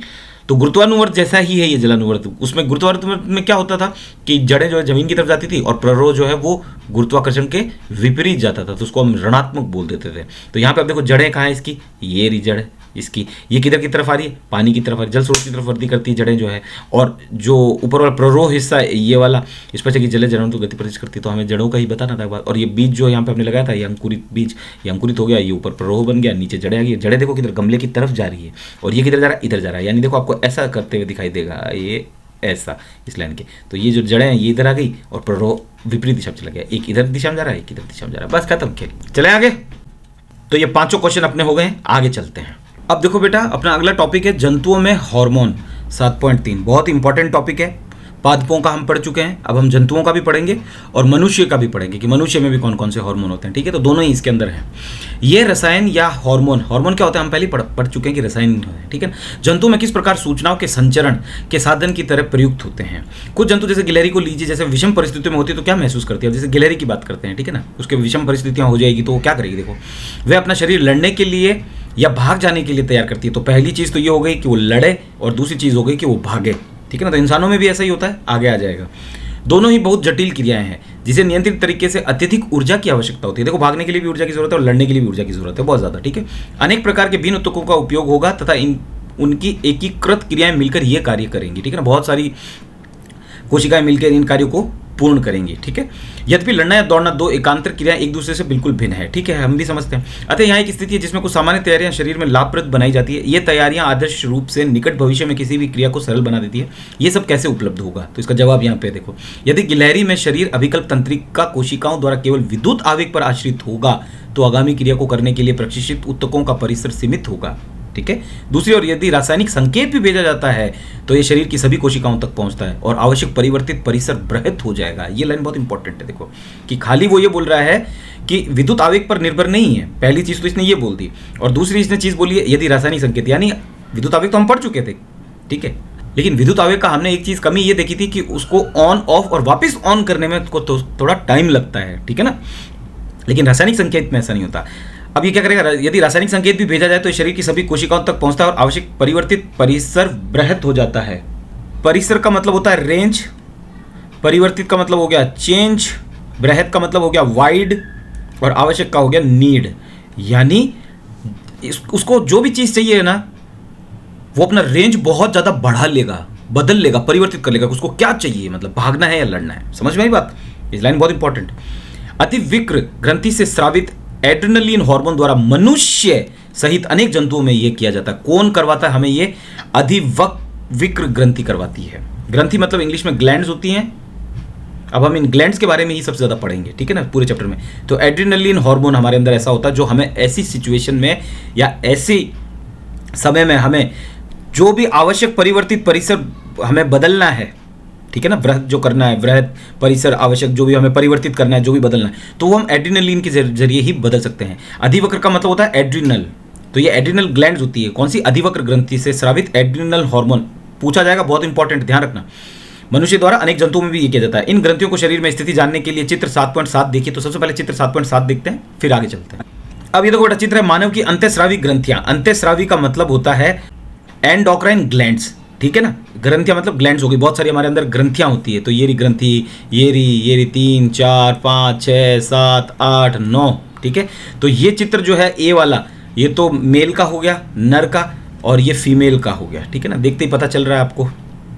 चलो, तो जब आपकी उम्र 13 से लेकर 18 तक होती है ना, तो बेटा आपके शरीर में ना बहुत सारे बदलाव होते हैं। जैसे आपकी अनचाही जगहों पे बाल आ जाते हैं, आपकी आवाज़ मोटी हो जाती है, वो दाढ़ी वगैरह वो सब आना, आपकी लंबाई भी बढ़ती है। तो ऐसी बहुत सारी ग्रंथियां हैं ना, ये असर बताने स्टार्ट करती है। तो इनमें कुछ सिस्टम सही चल रहा है या नहीं चल रहा। तो कभी आपको जब डॉक्टर की ज़रूरत पड़ेगी ना, तो आपको किसकी ज़रूरत पड़ेगी? एंडोक्राइनोलॉजिस्ट की। किसकी ज़रूरत पड़ेगी? एंडोक्राइनोलॉजिस्ट की। समझ में आ गई? तो आपको कभी ऐसा नहीं पता लगाना है कहीं पे भी जाके, यहीं पे सब मिल जाएगा कि आपको अगर ऐसे आपकी ग्रंथि में कहीं प्रॉब्लम आ रही है, अब अगर आपको पढ़ेंगे ग्रंथि के काम भी पढ़ेंगे, तो उसमें आपको एंडोक्राइनोलॉजिस्ट की ज़रूरत पड़ेगी, ठीक है। आपको किसी को पूछने की जरूरत नहीं है। कभी उस डॉक्टर के नीचे यूँ लिखा हुआ रहे कि एंडोक्राइनोलॉजिस्ट, तो समझ जाना ये ग्लैंड या ग्रंथियों से रिलेटेड है। अब इसको पढ़ते हैं अच्छे से, ठीक है। इस पर क्वेश्चन आया हुआ बोर्ड में, ध्यान से, अंतर्स्रावी ग्रंथियों पर। तो पहले नर के अंदर हम लोग देख लेते हैं कौन कौन सी होती है। पीनियल ग्रंथि होती है, हाइपोथैलेमस होती है। ये सब कहाँ पे? देखो, दिमाग के अंदर है। दिमाग का चित्र हम बहुत अच्छे से पढ़ चुके थे यहाँ से। और फिर यहाँ से ये देखो, ये क्या निकला हुआ है? मेरुरज्जु। समझ में आ गया? जिसको अपन ने पढ़ा था, स्पाइनल कॉर्ड। फिर आती है पीयूष ग्रंथि, जिसको इंग्लिश में बोलते हैं पिट्यूटरी ग्लैंड। फिर आती है औटू ग्रंथि, थायराइड ग्लैंड। थायराइड का आप बहुत सुनोगे कि मोटे हो रहे हैं, पतले हो रहे हैं, तो उसमें ये काम आती है थायराइड, ठीक है ना, ये गड़बड़ हो जाती है आपकी। फिर आती है परावटू ग्रंथि, जिसका मतलब क्या? पैराथायरॉयड। इसका थायराइड, इसका पैराथायरॉयड। फिर थाइमस ग्रंथि, इंग्लिश में भी थाइमस ही बोलते हैं, ठीक है। अग्नाशय, इसको बोलते हैं पैनक्रियास ग्लैंड। वर्षण को बोलते हैं टेस्टिस। बॉल्स लटक रही है ना दो ये नीचे, तो ये मेल का हो गया, ठीक है ना, ये फीमेल का हो गया, यहाँ से दिख रहा है, ठीक है। अंडाशय यानी ओवरी। अधिवक्र ग्रंथि, ये है वो एड्रेनलिन ग्रंथि जो आपको, ये वाली, ये दोनों जो आपको लड़ने या दौड़ने के समय आपको तैयार करती है कि आपका परिसर कितना बढ़ाना है आपको, ठीक है ना। तो ये अधिवक्र कहाँ कहाँ पे? देखो, दोनों जो हमारी किडनियाँ है ना, किडनी को हम विकृत तो बोलते थे, तो इन दोनों के ऊपर यहाँ पे ये जमी हुई है, एक और ये दूसरी। और ये जो है अग्नाशय, ये क्या करती है? हमारे रक्त में जो भी शक्कर होती है, जैसे शर्करा, जो हमने शुगर ज़्यादा खाई है, तो उस पर कंट्रोल करती है। आगे सब पढ़ेंगे पर बाकी देखो यहाँ पे कॉमन है सब। हाइपोथैलेमस इसमें भी है, पीनियल भी है, पीयूष भी है, औटू भी है, परावटू भी है, थाइमस भी है, अग्नाशय भी है, अधिवक्र भी है। बस नीचे गड़बड़ हो जाता है, यहाँ पे वृषण आ जाता है और यहाँ पे अंडाशय आ जाता है। तो ये ग्रंथियाँ हैं सब, ठीक है ना, ये पढ़नी है आपको। चले आगे। आगे क्या लिखा है कि एड्रेनलिन सीधा रुधिर में स्रावित हो जाता है। अब देखो, एड्रेनलिन ना सीधा रुधिर में हो गया, तभी रुधिर से तो हमें ताकत मिलती है सारी चीजों, ठीक है, हमारा जो भी खाना होता है वो ग्लूकोज बनता है, कार्बोहाइड्रेट टूट के ग्लूकोज बना या प्रोटीन बना या वसा बना, जो भी हमारे शरीर के अंदर, या अमीनो अम्ल बने, जो भी टूट के फाइनल जो चीज़ बनी, तो वो कहाँ चलती है, हमारे रुधिर में तो चलती है। तो एड्रेनलिन भी सीधा कहाँ, देखो, रुधिर में स्रावित हो जाता है, शरीर के विभिन्न भागों तक पहुंचा दिया जाता है। हृदय सहित अन्य लक्ष्य अंगों या विशिष्ट ऊतकों पर कार्य करता है। समझ में आ गई, ये हृदय पे भी काम कर रहा है और जो विशिष्ट ऊतक है उन पे भी, और लक्ष्य अंग जो है उन पे भी काम कर रहा है। परिणाम स्वरूप हृदय की धड़कन बढ़ जाती है। अब देखो, ऐसी सिचुएशन जब हम लड़ रहे हैं या दौड़ रहे हैं, अब हम किसी से लड़ेंगे तो हमारे हृदय की धड़कन बढ़ती कि नहीं बढ़ती, और हमारा चेहरा लाल हो जाता है, ताकि हमारी पेशियों को अधिक ऑक्सीजन की आपूर्ति हो सके। कि धड़कन क्यों बढ़ी, क्योंकि हमें ऑक्सीजन ज़्यादा चाहिए। पाचन तंत्र तथा त्वचा में रुधिर की आपूर्ति कम हो जाती है। अब देखो, पाचन तंत्र है ना और त्वचा, यहाँ पे रुधिर की जरूरत नहीं पड़ती उस टाइम पे, जब लड़ने या ऐसी कंडीशन आ जाती है तो रुधिर की आपूर्ति वहाँ क्या हो जाती है, कम हो जाती है। त्वचा मतलब हमारे हाथ पे, गालों पे, पाँव में, और अंदर पाचन क्रिया जो पेट के अंदर है, क्योंकि इन अंगों की छोटी धमनियों के आसपास की पेशियाँ सिकुड़ जाती है। ठीक है, क्यों सिकुड़ी, क्योंकि हमारी हृदय की धड़कन बहुत ज़्यादा बढ़ गई और हमारे पेशियों को अधिक ऑक्सीजन चाहिए। यह रुधिर की दिशा हमारी कंकाल पेशियों की ओर कर देता है। रुधिर की दिशा जो है ना, वो कहाँ पे जाएगी, हमारी कंकाल पेशियों की तरफ जाएगी, यानी स्केलेटल मसल्स पे चली जाएगी। डायाफ्राम तथा पसलियों की पेशी के संकुचन से श्वसन दर भी बढ़ जाती है। और देखो, श्वसन दर भी बढ़ जाती है, जब हम लड़ते हैं तो हमारे सांस फूलती कि नहीं फूलती, और लाल हो जाती है। ये सभी अनुक्रियाएं मिलकर जंतु शरीर को स्थिति से निपटने के लिए तैयार करती है। उस स्थिति से हमको निपटने में ये सब स्थितियां तैयार करती है। ये जंतु हार्मोन अंत्यस्रावी ग्रंथियों का भाग है, जो हमारे शरीर में नियंत्रण समन्वय का दूसरा मार्ग है। पहला कौन सा था बेटा, केंद्रीय तंत्रिका तंत्र, जिसके अंदर कौन कौन आता था, मस्तिष्क और मेरुरज्जु, और ये दूसरा मार्ग हो गया। समझ में आ गई बात, कैसे नियंत्रण करना है, कैसे समन्वय करना है। चलें आगे। तो ये क्रियाकलाप इंपॉर्टेंट है नहीं, अपन ने देख लिया। बस ये अंत्यस्रावी ग्रंथियों का थोड़ा ध्यान रखना, कौन कौन सी, इसको एंडोक्राइन ग्लैंड्स भी बोलते हैं, और आपको जब डॉक्टर की जरूरत पड़ेगी तो एंडोक्रोनोलॉजिस्ट बोलते हैं उसको। ठीक है, आगे चलते हैं। स्मरण कीजिए कि पादपों में हार्मोन होते हैं जो दिशिक वृद्धि को नियंत्रित करते हैं। जंतु हार्मोन क्या कार्य करते हैं, अब बात करते हैं इसके बारे में। हम उनकी भूमिका की कल्पना दिशिक वृद्धि में नहीं कर सकते हैं। हमने किसी जंतु को प्रकाश या गुरुत्व पर आश्रित किसी एक दिशा में अधिक वृद्धि करते हुए कभी नहीं देखा है।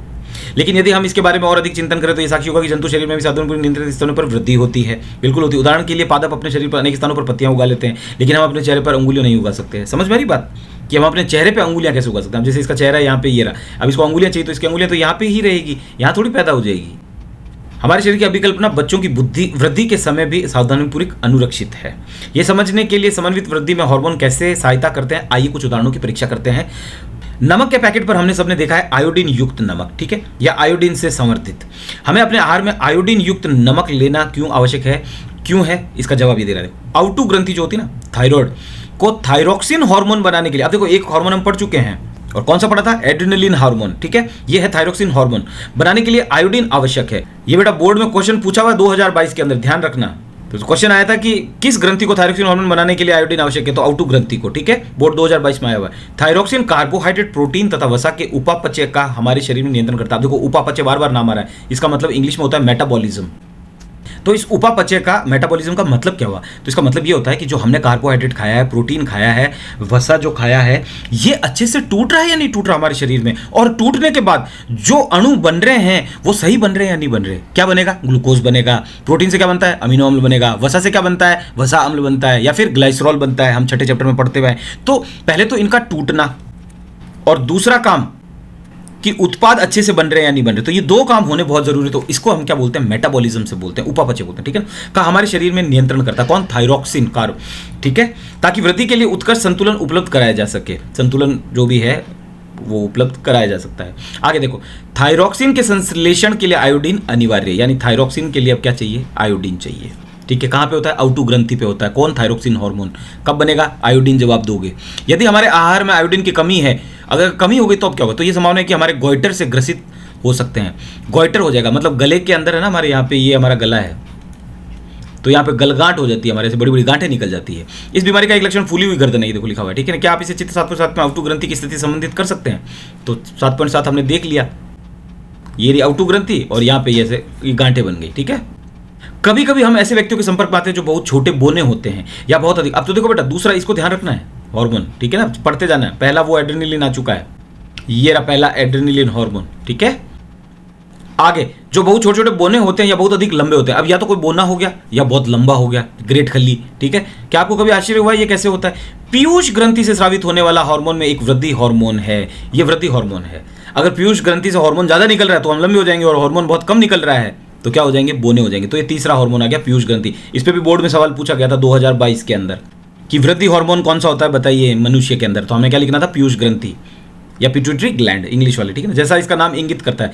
वृद्धि हार्मोन शरीर की वृद्धि और विकास को नियंत्रित करता है। यदि बाल्यकाल में इस हार्मोन की कमी हो जाती है तो ये बोनापन का कारण है, और अगर वृद्धि हो जाती है तो फिर लंबे बहुत ज्यादा हो जाएंगे। जब आप या आपके दोस्तों की आयु 10 से 12 वर्ष रही होगी तो आपने अपने और अंदर कई नाटकीय अंतर देखे होंगे, वो मैंने बात बता दी आपको पहले से। ये परिवर्तन यौनारंभ यानी इसको बोलते हैं प्यूबर्टी, ठीक है ना, क्योंकि आप प्यूबर्टी से अब एडल्ट की तरफ जा रहे हो, मतलब आप यौनारंभ से अब आप बड़े हो रहे हो, ठीक है, बाल्यावस्था खत्म हो रही है आपके अंदर, तो आपके अंदर कुछ बदलाव आएंगे। क्योंकि नर में टेस्टोस्टेरोन तथा मादा में एस्ट्रोजन का स्रावण होता है, ये और हार्मोन आ गया चौथा, नर के अंदर टेस्टोस्टेरोन और मादा के अंदर ये पांचवा, उल्टा मत कर देना। आगे देखो, क्या आप अपने परिवार या दोस्तों में किसी को जानते हैं जिन्हें डॉक्टर ने अपने आहार में कम शर्करा लेने की सलाह दी हो क्योंकि वे मधुमेह के रोगी हैं, यानी इसको मधुमेह को बोलते हैं डायबिटीज या फिर शुगर। ये दो नाम है जो हमारे डेली लाइफ में शुगर चलता रहता है, लेकिन डायबिटीज उसका थोड़ा सही नाम है। मधुमेह मतलब ये बीमारी हो जाना कि आप मीठा नहीं खा सकते हो। उपचार के रूप में वे इंसुलिन का इंजेक्शन भी ले रहे हो। अब वो उसका उपचार कैसे करते हैं, इंसुलिन का इंजेक्शन लेना पड़ता है इसके लिए, ठीक है ना। ये एक हार्मोन है इंसुलिन। फिर एक हार्मोन आ गया छठा, इंसुलिन।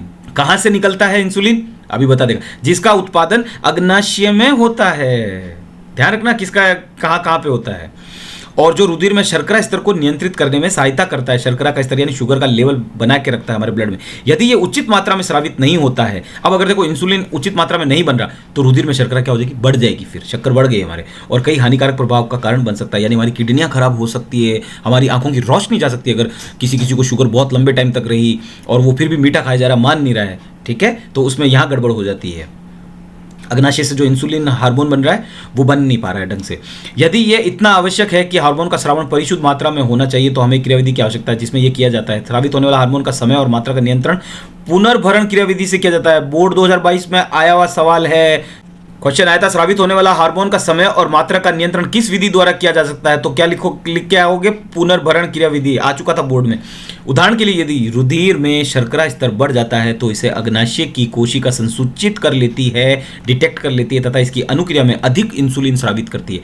समझ में आई बात कि अगर हमारे ये शक्कर ज़्यादा हो गई तो इंसुलिन ऐसे आएगा और इनको चूस जाएगा, कहने का मतलब समझा, ये इंसुलिन आ गया, इसको चूस लिया, लेकिन इंसुलिन आया ही नहीं तो ये शक्कर तो और बढ़ती गई हमारे, क्योंकि हम और मीठा खाते गए, तो क्या हो जाएगा, फिर हमारे मधुमेह के रोगी बन जाएंगे। Very good. जब रुधिर में शर्करा स्तर कम हो जाता है तो इंसुलिन का स्रावण भी कम हो जाता है, और जब ज़्यादा होगा तो ज़्यादा हो जाएगा। बैठ गई बात, चले आगे।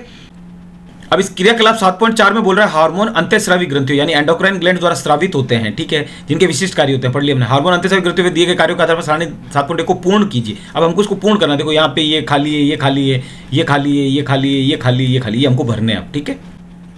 तो ये टेबल बेटा मैंने आपके लिए पूरी कर दी है। इसमें ये पूछ रहा है हार्मोन कौन कौन से हैं, तो इधर इसने वृद्धि हार्मोन दे रखा था, अंतःस्रावी ग्रंथि, इसने पीयूष ग्रंथि या पिट्यूटरी बोलते हैं इसको ग्लैंड, और कार्य क्या होता है इसका, सभी अंगों में वृद्धि प्रेरित करना। तो ये आपको इससे क्या याद हो जाएगा।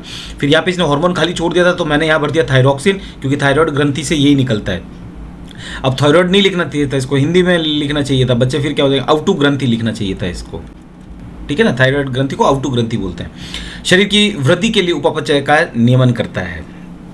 उपापचय में समझा चुका हूं। तीसरा देखो, इंसुलिन का बोल रहा था, कहां पे होता है अंतःस्रावी ग्रंथि, कहां से निकलता है, अग्नाशय से निकलता है। रक्त में शर्करा स्तर का नियमन करता है। टेस्टोस्टेरोन वर्षण नर लैंगिक अंगों का विकास होता है इसमें, ठीक है ना, क्योंकि अब हम लोग क्या है, नर जो भी हैं वो बाप बनने की कोशिश करेंगे, ठीक है ना, तभी हो पाएगा जब ये टेस्टोस्टेरोन हार्मोन निकलेगा। एस्ट्रोजन यानी अंडाशय, यानी अब मादा जो है उसके लैंगिक अंगों का विकास हो गया, और मासिक चक्र का नियमन भी करता है। मासिक चक्र समझते हो कि पीरियड्स आना, जब एक लड़की 13 साल की उम्र अटेंड कर लेती है ना, तो उसके क्या है कि इस भाग से उसके खून आना चालू हो जाता है, ठीक है। तो वो खून हर 28 दिन बाद आता है और 2-3 दिन चलता है। जनरली साइंस 3 से 5 दिन मानती है कि इतने दिन खून चलेगा, किसी के 3 दिन, किसी के 5 दिन, ठीक है।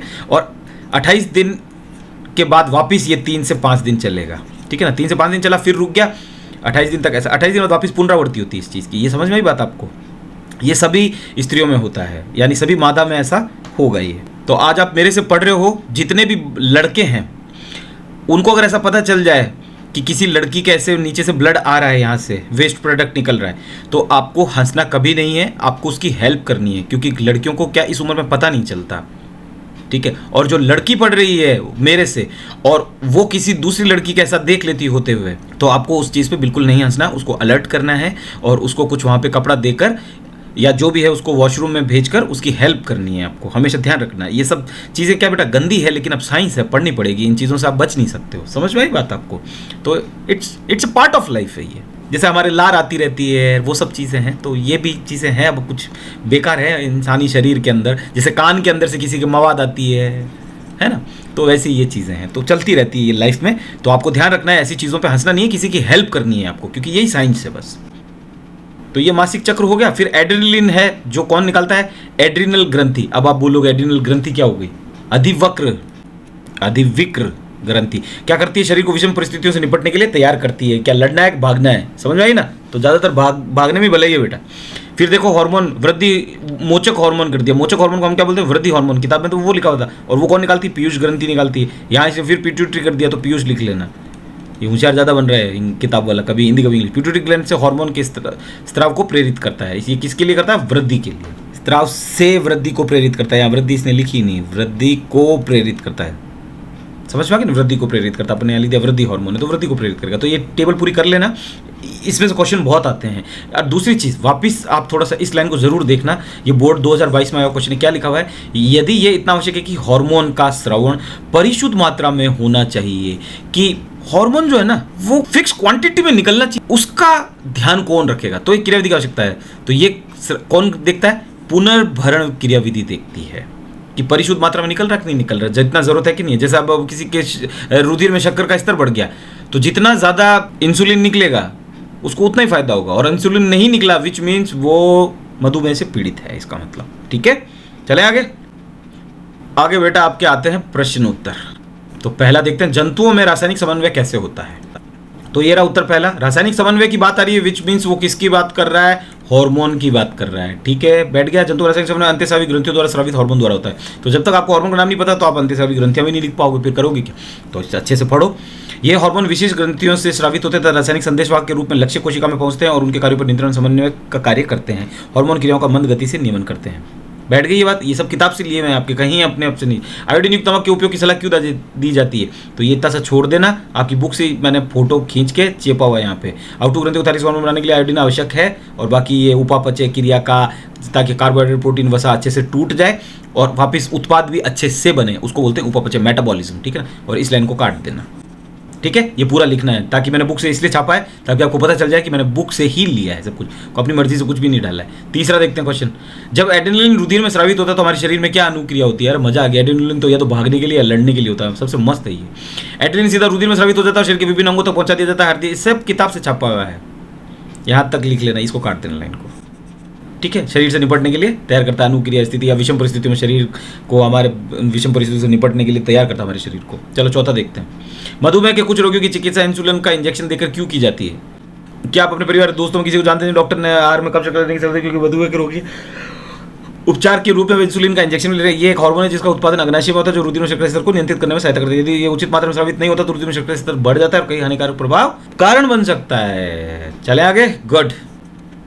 तो ये बेटा हमारे चारों क्वेश्चन हो गए। आगे देखते हैं आपने, ये बहुत इंपॉर्टेंट है, अगर आप इसको नहीं पढ़ते तो आप मेरे फेवरेट बच्चे नहीं हो। ये देखो, हार्मोन की क्रिया को पुनर्भरण क्रियाविधि नियंत्रित करती है कि हार्मोन कितना निकलना चाहिए, उसका परिशुद्ध मात्रा होनी नहीं चाहिए कि नहीं होनी चाहिए।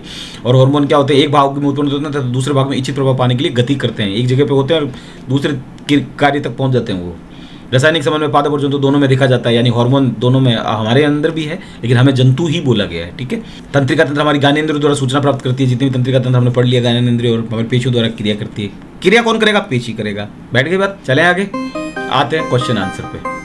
पहला क्वेश्चन, निम्नलिखित में से कौन सा पादप हार्मोन है? इंसुलिन नहीं, एस्ट्रोजन नहीं, थायरोक्सिन नहीं, तो इंसानों के अंदर साइटोकाइनिन नहीं। यस, ये पादप हार्मोन है। दो तंत्रिका कोशिका के मध्य खाली स्थान को कहते हैं सिनेप्स। मस्तिष्क उत्तरदायी है सोचने के लिए, हृदय स्पंदन के लिए, शरीर का संतुलन बनाने के लिए, उपरोक्त सभी, हर चीज के लिए। चौथा देखो, हमारे शरीर में ग्राही का क्या कार्य है? ऐसी स्थिति पर विचार कीजिए जहां ग्राही यानी रिसेप्टर्स, हमारे अंदर बहुत सारी ग्राही होती है, घ्राण ग्राही, प्रकाश संवेदी ग्राही, ऊष्मा ग्राही जो त्वचा में होती है। ठीक है ना, सब पढ़िए।